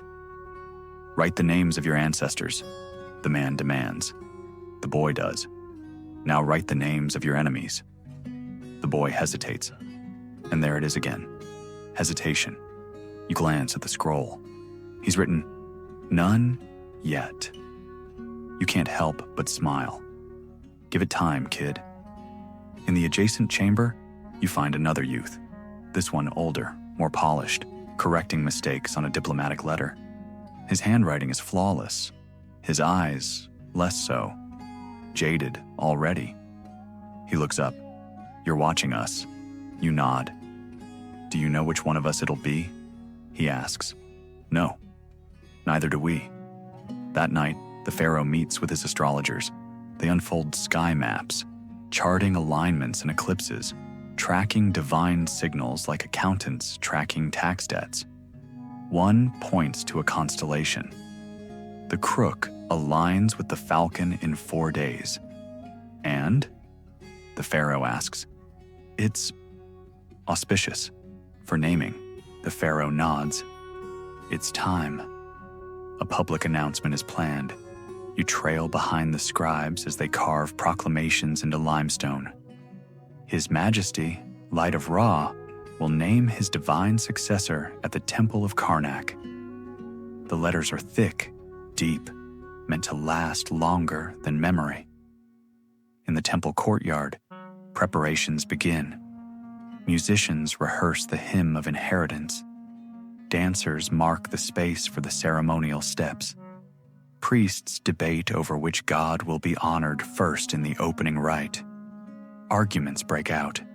Ptah should lead. He is the god of craftsmen. No, Thoth, this is about wisdom. Osiris, death and rebirth. You almost want to suggest just flipping a coin. But then one priest mutters, "Whichever god we choose, we must be careful. The people will read it as a sign." And there it is again. Everything is a message. That night, the pharaoh walks the hall alone. You shadow him quietly, his sandals barely whispering against the floor. He pauses before a small shrine, one not meant for display, a god of the old order, not forgotten, just less fashionable. He lights incense, bows. "Mistakes echo," he says aloud. You don't know if he means the god or himself. The next day, rumors spread like fire. He'll name the boy from the Western Queen. No, it'll be the nephew raised in Memphis. I heard he plans to say none of them. He'll live forever. He doesn't need an heir. That last one earns a sharp laugh from a palace servant. Have you seen him walk lately? The city buzzes with speculation. Markets thrum, priests rehearse, artists polish the gold-trimmed canopy that will frame the chosen heir like a god incarnate. And in the middle of all of it, the pharaoh is silent, not distant, not cold, just calm, like a man watching a storm form and knowing exactly when to step out of the rain. He meets briefly with his sister. They don't embrace, they don't smile. They just speak softly in the garden where fig trees droop with overripe fruit. Will they accept him? She asks. They'll have to. And if they don't? A pause. They will, he says. But his hand tightens slightly on the stone bench. As you leave, she looks at you, not with malice, but with recognition. You'll be there, won't you? You nod, and she just says, watch carefully. You plan to. Because tomorrow, a boy becomes divine, or he doesn't. And either way, history will pretend it was always inevitable. The sun rises sharp and blinding on the day of the naming. It's not gentle. It doesn't warm. It judges. Even the birds seem to hush, their calls swallowed by the anticipation that presses against the palace walls. You make your way through crowds gathering like slow tides around the Temple of Karnak. Everyone is here. Nobles in linen robes scented with myrrh, priests with shaved heads and unreadable expressions, commoners with dust on their feet, faces tilted skyward, soldiers with arms crossed, pretending they're not curious. Because today, the divine will speak through flesh. The Temple of Karnak is not one building. It's a universe made of stone. You pass through courtyards the size of fields, under pylons carved with battles won and gods appeased. The hypostyle hall looms ahead, its forest of columns taller than ships, thicker than judgment. Inside, shadows dance with gold, and there he is, the pharaoh, dressed not in splendor, but in white, pure linen, no crown, no sword, just a crook and flail crossed over his chest, symbols of rule, but also of burden. He ascends the dais, slowly, one deliberate step at a time. The hush is absolute. Even the breeze holds its breath. You scan the crowd and see them, the candidates. The boy from the Western Queen, his jaw clenched too tight. The Memphis nephew, cool, expressionless. The girl in the back, yes, a girl, though no one will say her name out loud. Not yet. The pharaoh raises his hand. a priest begins the ritual, calling on the gods, invoking ancestors, praising the lineage like it's the longest poem ever written. You zone out briefly during the middle stanza about a crocodile who wore lapis sandals. When you refocus, the pharaoh is speaking. He starts with a story, a simple one, about a flood season when the Nile rose too fast and his people panicked. Crops drowned, fields vanished. Fear spread faster than water. I was 15, he says. No crown, no advisors, just a boy watching his father pray for a miracle. A pause. I found a basket in the reeds, carried it to the temple, offered it with nothing inside. The priest told me that the act meant more than the contents. He turns to the crowd. Rulership is not about control, it's about presence. Another pause. I will not rule forever. You hear gasps, not dramatic ones, quiet ones, resigned ones. He continues. Today, I name the one who will carry this burden. Not because I love him most, not because he is strongest, but because he has already begun to carry it without being asked. He gestures. The boy from the Western Queen steps forward. There's a flicker across the crowd, recognition mixed with disappointment. You glance around. The Memphis nephew exhales sharply. The girl doesn't move, doesn't blink, just knows. The pharaoh takes a small ring from around his neck. It's simple, bronze, etched with an ankh. He places it in the boy's hand. This is not power, he says. It's responsibility. May it weigh more heavily than any crown. And that's it. No fanfare, no sky-splitting thunder, just silence and a soft breeze that returns as if released from a promise. You expect applause, but there is none. Instead, a low chant begins, wordless, just voices rising and falling like waves. You feel it in your ribs. The boy bows, and for a moment, he looks less like a child and more like stone shaped into something inevitable. Later, in the palace, you hear the reactions. Some support it. He's wise beyond his age. Some don't. Too soft, too foreign. One priest says, "It doesn't matter. The gods have been shown the choice. If they reject it, we'll know soon enough." Yikes. You find the boy in the garden, staring into a pond. He holds the ring, turning it over in his palm. "Does it get easier?" he asks. You want to say yes, but you don't lie to pharaohs, so you say, "It gets heavier." He nods, accepts it. "Will they love me?" You shake your head. "They'll obey." That seems to satisfy him more than affection would have. That night, a private dinner is held.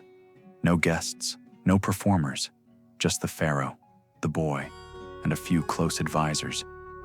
You watch from the shadows. The pharaoh places a single stone figurine on the table, a tiny lion carved from carnelian. "My father gave this to me when he named me," he says. "And you kept it?" the boy asks. "No," he replies. "I threw it into the river." The boy blinks. "Why?" "Because I didn't want to become him."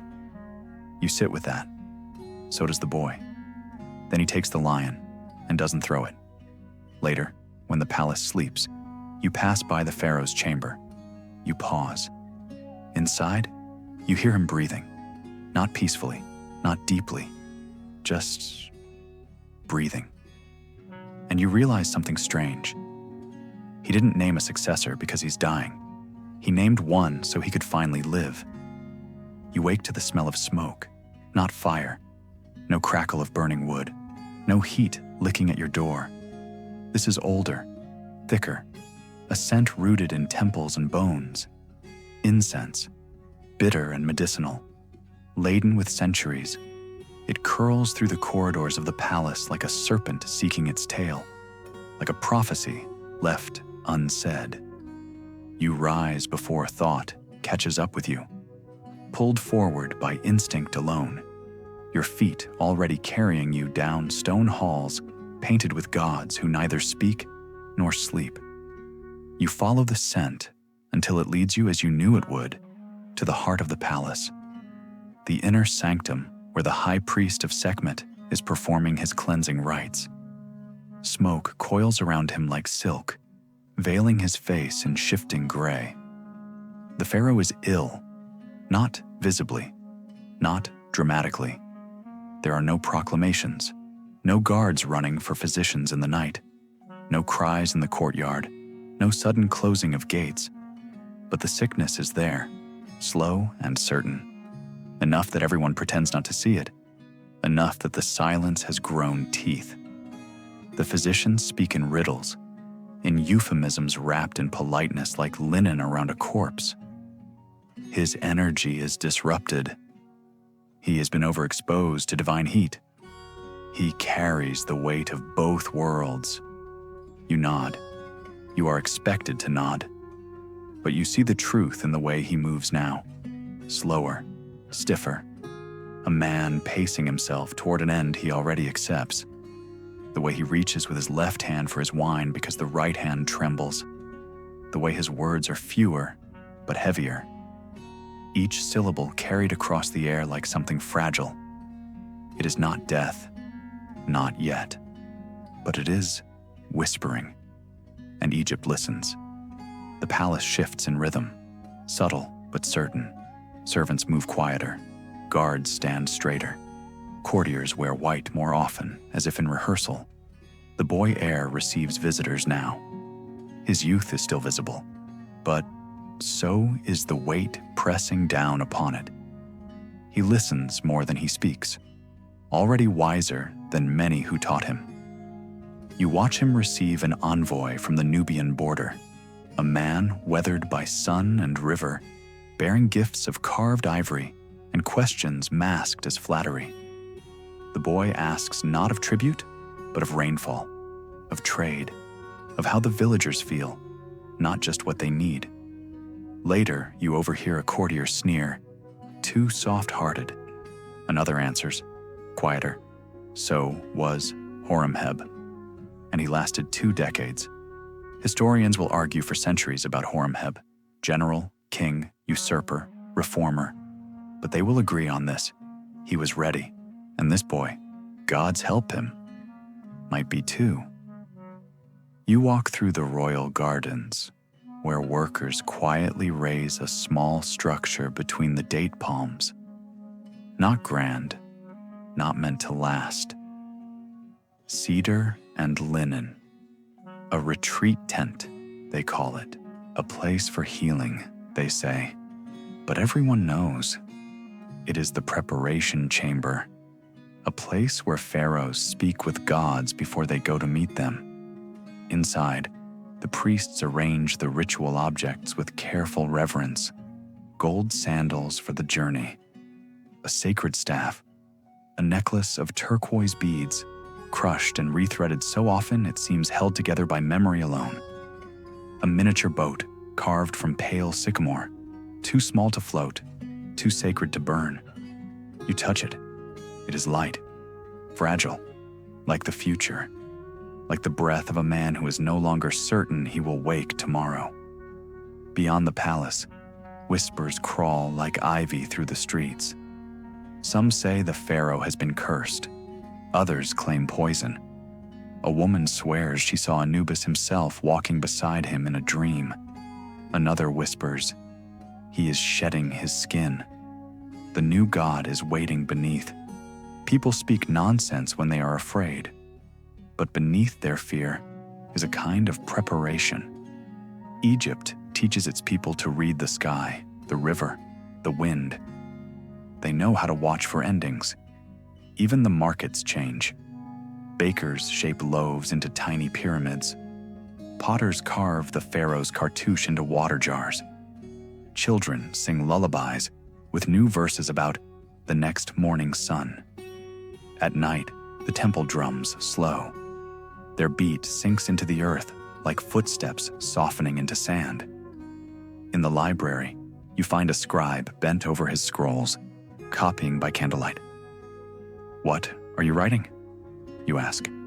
"The Book of Breathings, a funerary text, a manual for souls." "You think it's time?" you whisper. He does not look up. I think the wind already knows. You find the Pharaoh walking alone at dawn, his steps measured, deliberate, like a man counting, not for ritual, for memory, to remember the shape of each stone beneath his feet, everything in its place, he murmurs, as if to himself. You ask if he is afraid. He smiles, slow and tired. "I've already met death," he says. "I see him in the mirror every morning." He chuckles softly. Looks a bit like me, but more patient. You sit with him beside the pool where the lotus blooms refuse to close, despite the dim light.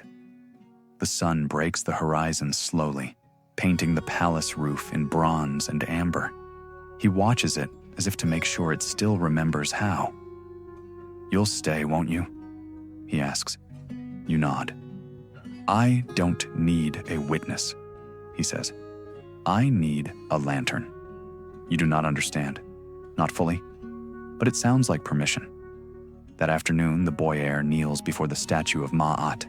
The priestess anoints his brow with oil. Not as king. Not yet. As one who waits. As one who will be ready. He whispers something to the goddess. Something meant for no ears but hers. You cannot hear. You are not supposed to. That night, a feast is held. Not loud, not merry, not full of music and dance as it once would have been. Just a gathering. Just presence. Just a goodbye disguised as ritual. The Pharaoh sits among them, robe loose, face shadowed by candlelight. He drinks, laughs once or twice, but mostly he listens. To stories, to silence, to the sound of the world continuing without him. Later, overwhelmed, you step into the courtyard. The night air is cool against your skin. Above, the stars burn indifferent and eternal. You lie down on the cold stone, staring upward, and think, this kingdom is too large for one man, but he carried it anyway. And now he is laying it down, carefully, like a crown on a sleeping child. And the world turns, slow and inevitable. And Egypt prepares, as it always has, to remember. You wake before the sun, not because anyone has summoned you. No hand bangs on your door, no voice echoes down the hall, but because something inside you knows. A quiet pull, like gravity mixed with memory. A tug that moves beneath your ribs and calls you from sleep as surely as the tides answer the moon. The palace feels different this morning. Not hollow, not panicked, not even grieving. Just suspended, like breath held too long. Like something immense has shifted but not yet settled. You know before anyone speaks. The Pharaoh has died, not dramatically, not in spectacle, not in the open court, nor in battle, nor in some grand gesture beneath banners and sun. In sleep, they say, quietly, beneath linen and stars, in the retreat tent they had built for him beside the gardens, where no one watched but the gods. He left the way he ruled, deliberately, without apology, without spectacle, with the calm of someone who has known for years how this would end. The air tastes strange this morning, sharp, metallic, a tang like copper mixed with cedar and heat. It settles at the back of your throat, like unshed tears. You move through the corridors by instinct more than reason, drawn toward the central hall, where the sacred mourners have begun their keening. It is not a sound made for ears, not a human cry, something older than grief, something structured, ritualized, shaped by centuries of repetition until sorrow has its own rhythm, rising and falling like the Nile in flood. The court gathers in white linen, heads bowed beneath the weight of the moment. No wailing yet, no collapse. That comes later. For now, there is work. For in Egypt, death is not chaos. It is not rupture. It is process, procedure, a machine older than any of them, well-oiled by generations. Already the embalmers prepare. Already the priests move through corridors with bundles of cloth and vials of oil. Already the death scrolls are unfurled, the hymns rehearsed, the torches trimmed. Already things are being written, documented, weighed. You are not permitted into the inner chamber where the work begins, but you linger near the curtain. You listen. What you hear is not grief. It is precision. Metal tools clinking, ritual, words spoken, steady and low. A saw, perhaps, but not one meant for wood. Through the nose, someone whispers. The brain. You try not to imagine it. You fail. You know what comes next. The stomach, the liver, the lungs, the intestines. All drawn out carefully, cleaned, preserved, placed in jars of alabaster and clay. Hapi for the lungs, Imseti for the liver, Duamutef for the stomach, Kebesinuef for the intestines. 4 jars, 4 gods, 4 guardians for what the body cannot carry into the West. They will leave the heart, perhaps, unless they do not. Historians argue still whether the heart was always kept or whether sometimes it was replaced with a stone scarab inscribed with spells to stand in for the conscience of a man who would no longer answer for himself. A fail-safe in case the heart failed the weighing. You think, even in death, no one fully trusts the original paperwork. Later, the priests anoint the body with sacred oils, cedar, cinnamon, palm resin, the fat of bulls. The scent saturates the air until it feels like something you wear on your skin. Sweet, rancid, eternal. Then comes the wrapping, layer after layer after layer of linen, hundreds of yards. Between the folds, they press amulets, small protections for the great journey ahead. A scarab for rebirth, the Wadjet eye for protection, a golden tongue shaped tiny and thin to ensure he may speak clearly in the afterlife. Someone murmurs beside you, half reciting, half praying. He will recite the 42 negative confessions. I have not stolen. I have not lied. I have not polluted the waters. 42 ways to prove a life was no mistake. By midday, the sarcophagus waits. Black granite, heavy as memory, carved deep with spells older than kingdoms. Inside, a mask of gold, polished to perfection. Not the face he wore, the face he earned. You watch as it is lowered over his linen-wrapped head. A priest weeps, not from sorrow, but from the weight of tradition carried to its conclusion. This priest has embalmed 3 kings. He knows when it is done correctly. The next day, the procession begins. You stand along the causeway as the cortege moves, not fast, not dramatic, just steady. As it should be, as Egypt always is. Priests chant in tongues older than any living listener. Soldiers march, columns tight and silent. Commoners throw lotus flowers, papyrus blossoms, blue water lilies. Children watch with wide eyes and do not speak. The coffin rides a ceremonial boat pulled by oxen. Behind it walks the boy heir, now crowned but not yet ruling. His face unreadable, not stoic, not cold, simply prepared. They cross the river toward the west, always west, for Egypt keeps its dead beneath sunsets. The tomb waits, hidden in cliffs behind false trails and carved curses. You know its design already. You saw the blueprints, traced the passages. You remember the Pharaoh himself watching the workers as they dug it, back when his beard was still black. The final rites unfold. The opening of the mouth ceremony, ancient, incomprehensible, vital. Ritual tools tap upon the dead's mouth, his ears, his eyes, that he may eat, that he may speak, that he may see and breathe and defend himself in the lands beyond. Even dead, a pharaoh requires full functionality. At the tomb's threshold, offerings are laid: bread, onions, beer, goose roasted with honey. Not for gods, for him. Because in Egypt, death is not an end. It is management, continuity, an arrangement, renewed. At last, the tomb is sealed. Not with locks, with spells. Some true, some theater. It matters little. Words shape reality.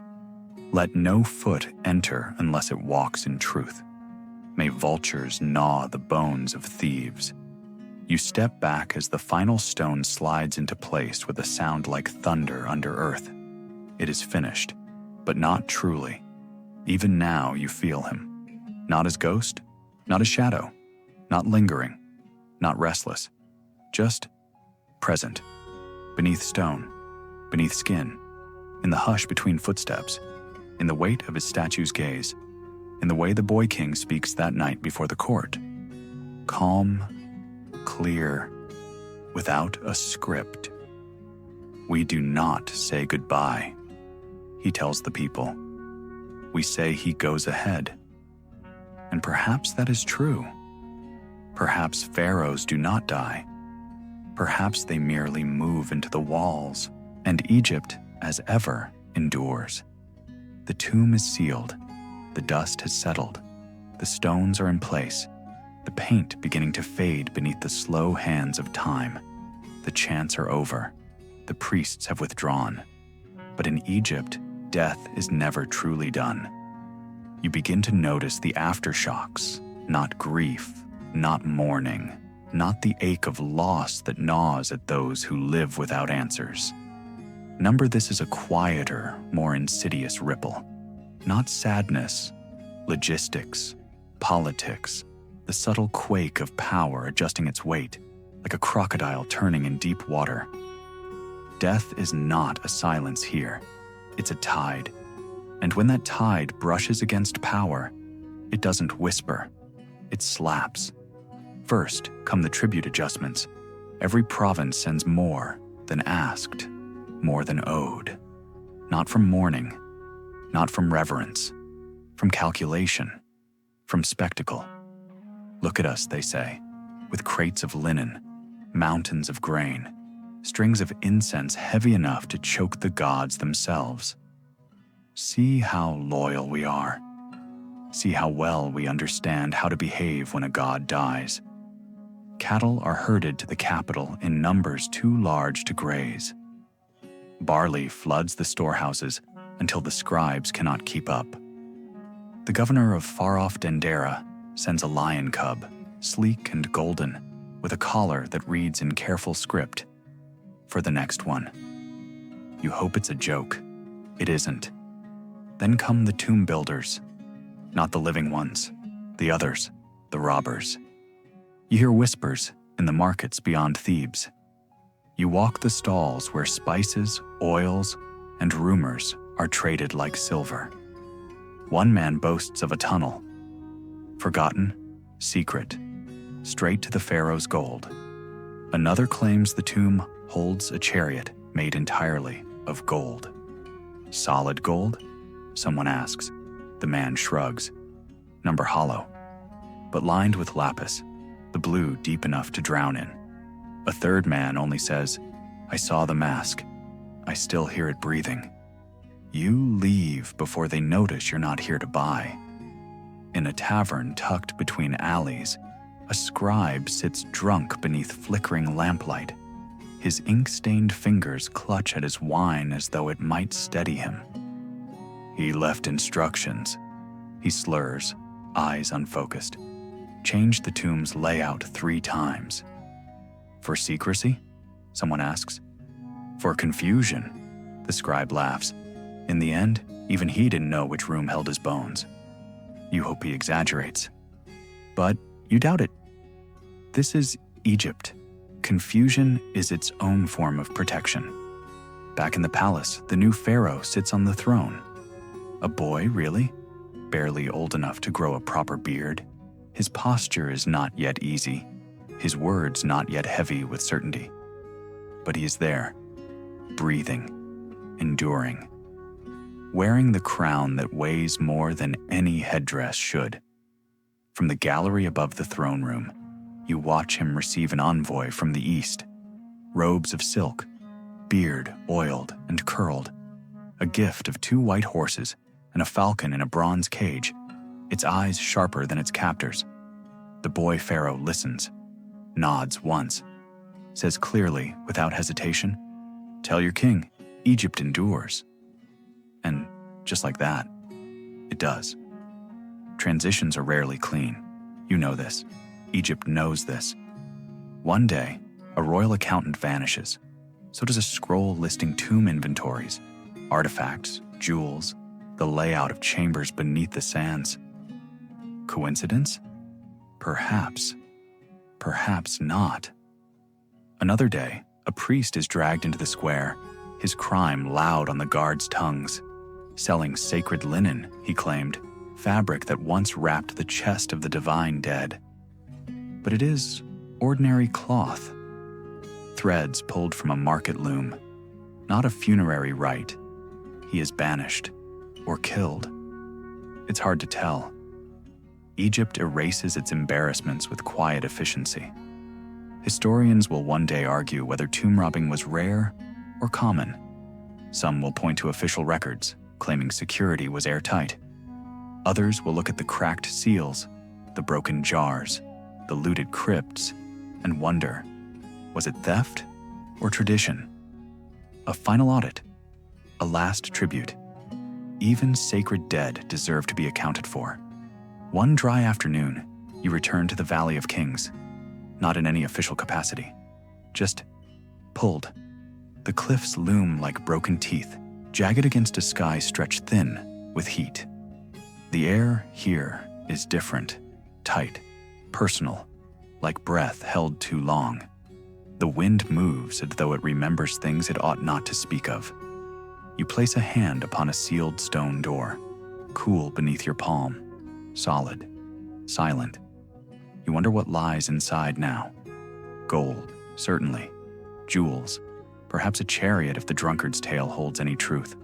But also a body, wrapped in linen tighter than any truth. Eyes closed, mouth open, perhaps, as if still waiting to answer. The Book of the Dead says he must face 42 questions to pass into the next life. You imagine he faces 43. The last one, was it worth it? Back in the city, change creeps like ivy. Quiet, but relentless. Murals are updated. The boy's name appears alongside Ra. His titles grow fat with adjectives.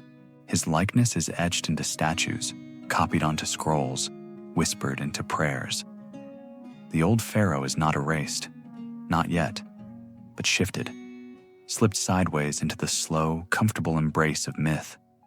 A child asks his mother, "Was he real?" She answers, "He was the sun." The boy laughs. "I don't remember him." And there it is, the true death, not burial, forgetting.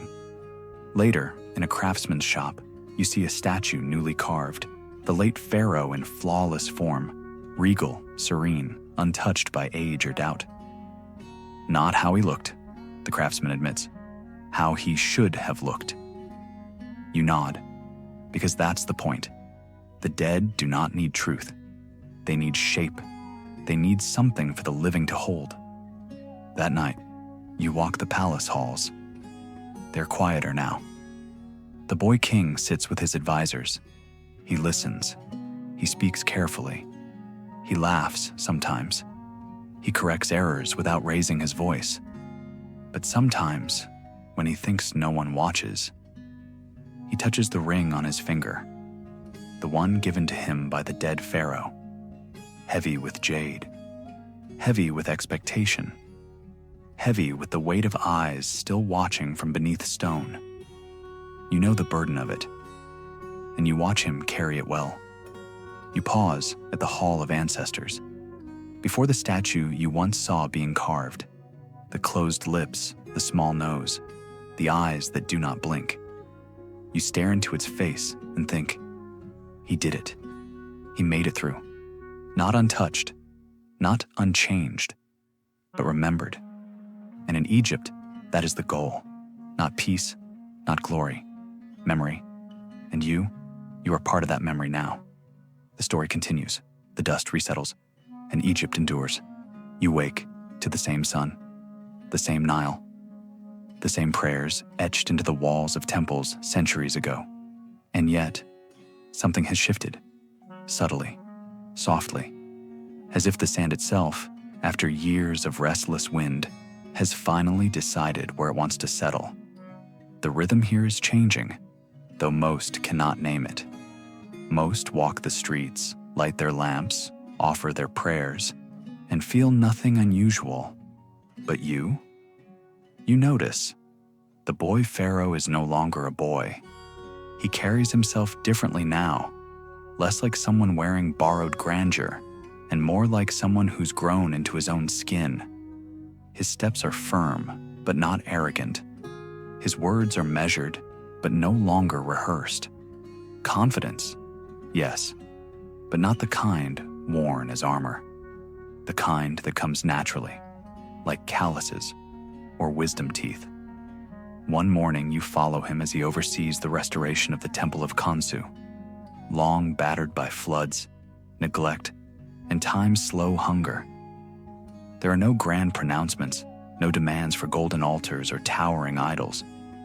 Only simple instructions, stone rebalanced, offerings restored to proper order, a roof made sound so the sacred scrolls no longer drink rainwater, a temple not for show, but for survival.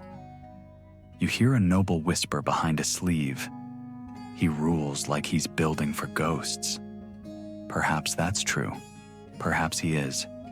Egypt, after all, lives not apart from its dead, but beside them. Every street is shadowed by a monument. Every home leans on stone laid down by hands long turned to dust.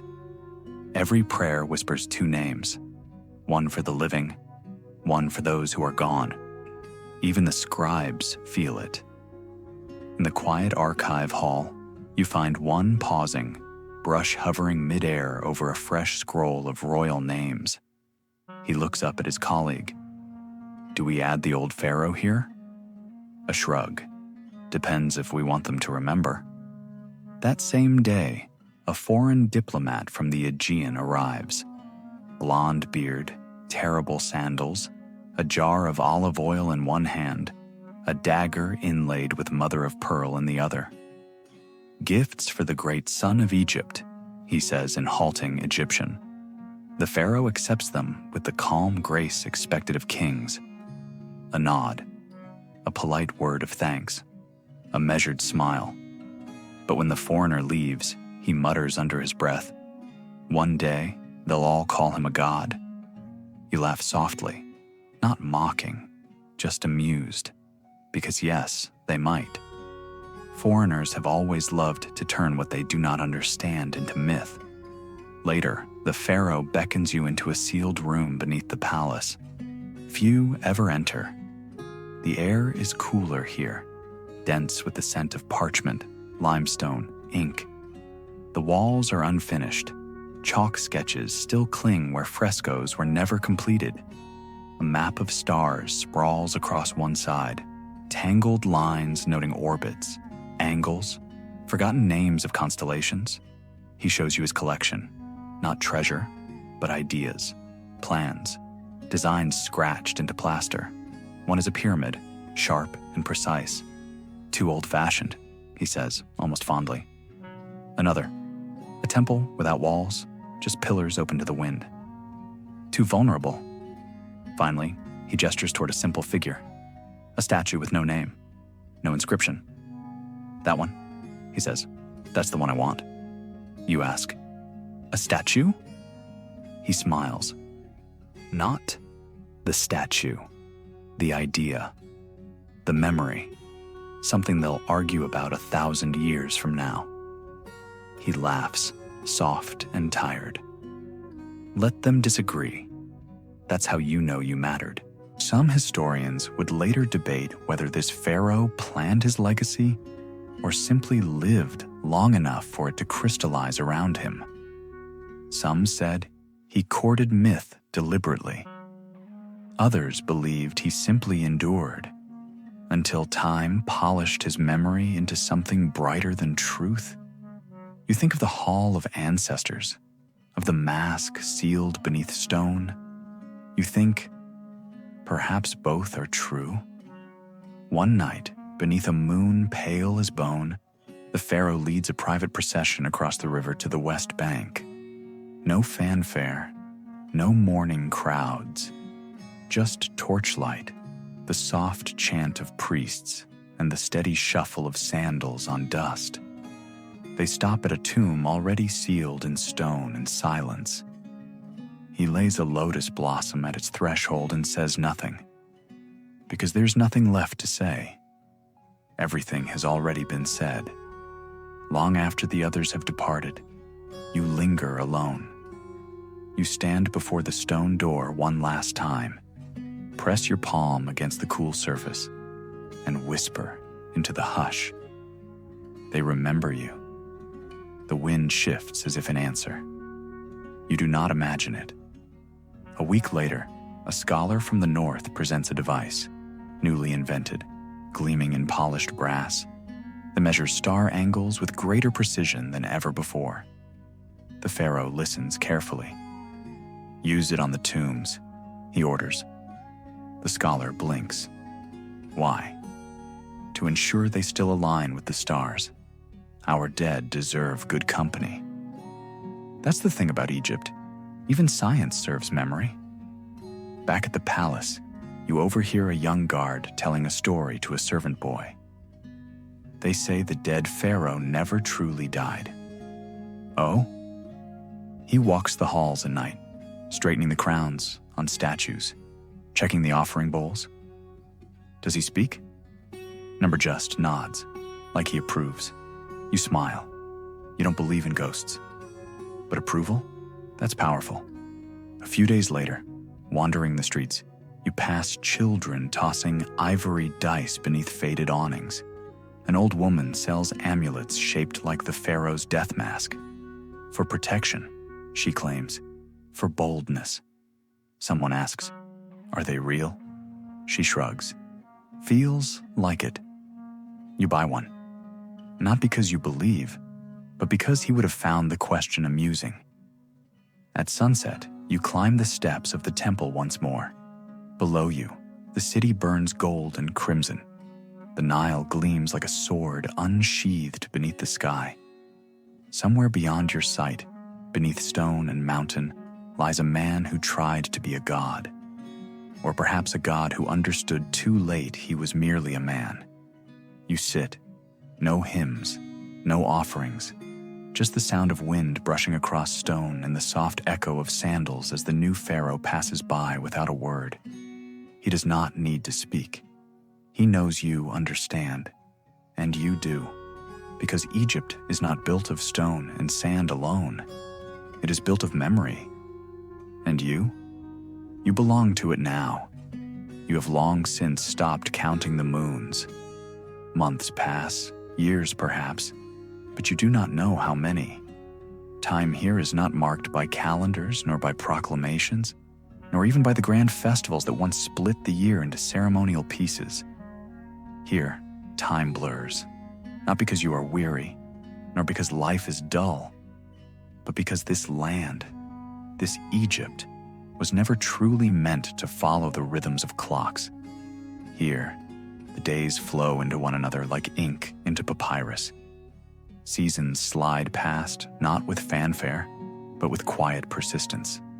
The Nile rises, breathes out across the land, then retreats again as if drawing a slow, ancient breath.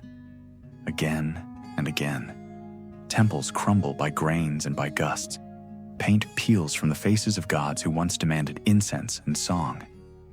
And yet, nothing ends. Nothing vanishes. One quiet morning, you find yourself drawn once more to the palace archives. The air smells, as it always does, of ink, of clay dust, of the faint bitterness of dried papyrus and the slow decay of centuries. Scrolls line the walls like slumbering snakes, each coil hiding within it the thoughts of the long dead. Some are written in hieratic, flowing like water through reeds. Others in demotic, stark and practical, like soldiers lined in formation. A few carry strange letters, Greek, still hesitant, still searching for a place among these older scripts. Egypt is no longer a sealed vessel. New winds blow in, bringing strangers with soft sandals and heavy coin. They purchase statues they cannot comprehend, whisper prayers they cannot pronounce to gods they barely respect. The priests smile anyway. Egypt is ancient. It knows how to survive the ignorance of foreigners. Your hand hovers over a scroll unlike the others, not brittle with age, but marked with a seal you recognize at once, the personal emblem of the dead pharaoh. Carefully, reverently, you break it. You expect a decree, a final command to the living. But no, it is a story, written in his own hand, with ink that wavers slightly in places, as though written in moments of reflection rather than ceremony. The tale is simple.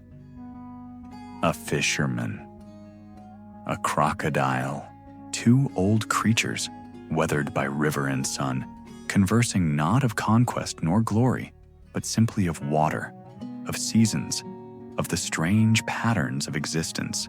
No lesson offered, no grand ending, just conversation. You read it twice. Carefully, you roll it closed and return it to its place. You smile. Even gods, you think, must one day sit down and tell themselves a story.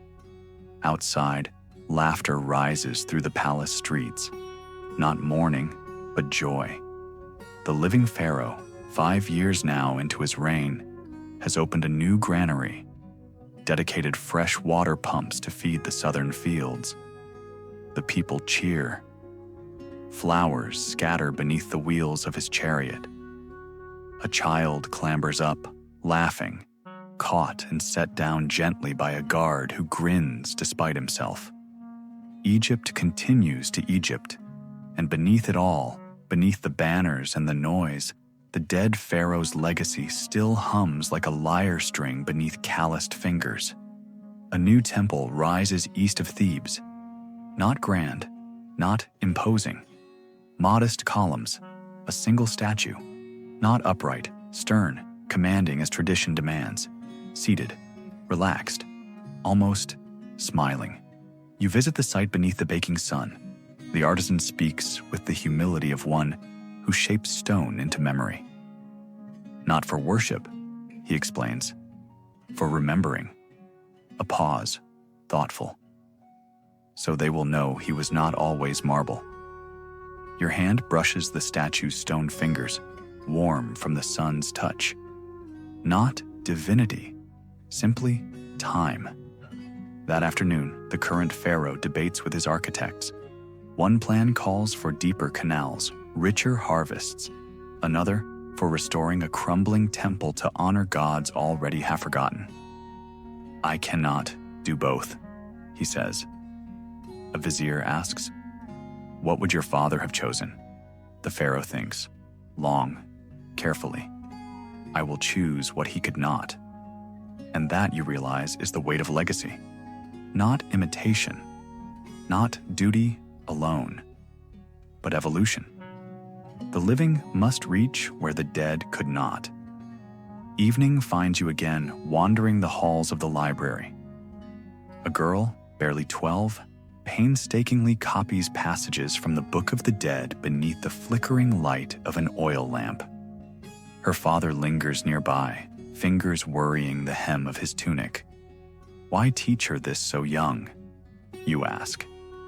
He answers simply, so she will not fear what waits.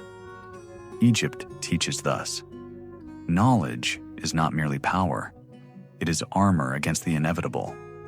One night you pass the tomb again, not by obligation, but by quiet habit. The wind is soft, barely enough to stir the sand. Above, the stars arrange themselves like beads fallen from an old priestess's necklace. A cat perches atop the stone ledge, watching you with the slow, knowing gaze of something ancient and unhurried. And you think, if it ended now, if the Nile dried to dust, if the gods forgot their names, still, this would have mattered. Because someone lived believing eternity was worth carving from earth and sky. Someone wore the masks of power and understood them to be both lie and truth. Someone scratched their name into stone so the wind might have something to carry.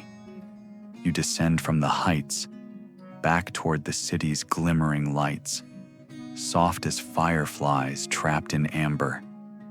You are tired, not with the weight of sleep, but with the ache that longs for peace. Later, beneath cool linen sheets, as the scent of lotus drifts on the night air, you understand something more clearly than ever before. This journey is no longer memory, it is belonging. Because Egypt does not release those who wander its sands. It does not forget them. It simply lets them rest. And beneath it all, the river continues. The fire has burned low now. The golden glow that once danced across stone walls fades into a dull ember, barely breathing, barely there. The torches are out. The halls are quiet. Even the wind that once howled through the tomb entrances seems to have grown still, respectful, almost reverent. You lie down, finally, not on palace marble or beside sacred pools, but in the soft cradle of now. The linen beneath you is smooth and cool. The air smells faintly of crushed lotus, like memory stirred by breath. There's nothing left to do tonight. No rituals to recite, no thrones to attend, no names to carve. You did your part.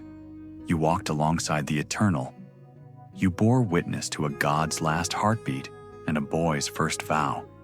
You stood in shadow and sunlight alike, watching an empire fold itself neatly into time. And now, you exhale, gently, slowly, deeply. Outside, the Nile flows on, its waters dark and shimmering like oil lit by starlight. It remembers every secret whispered to it, by priests, by lovers, by soldiers who feared their names would not survive.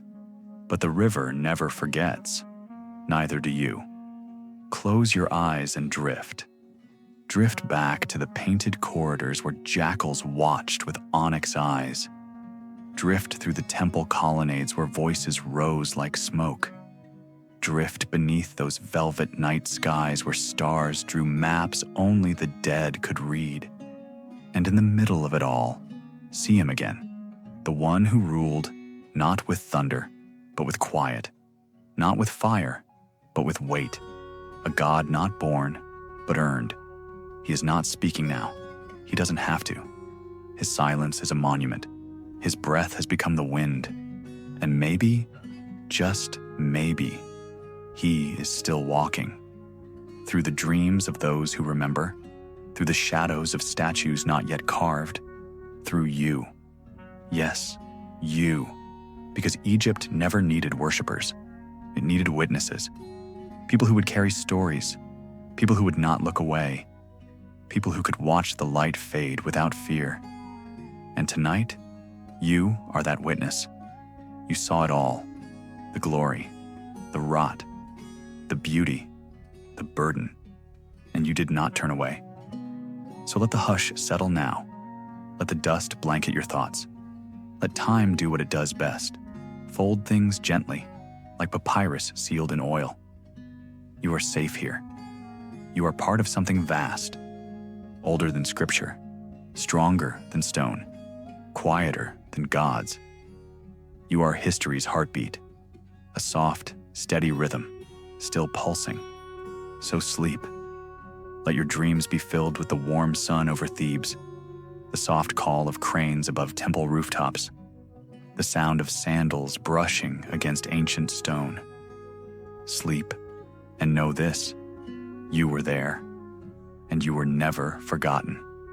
Not by the gods, not by the river, not by the silence, not by me. Good night, dreamer. You've earned your rest.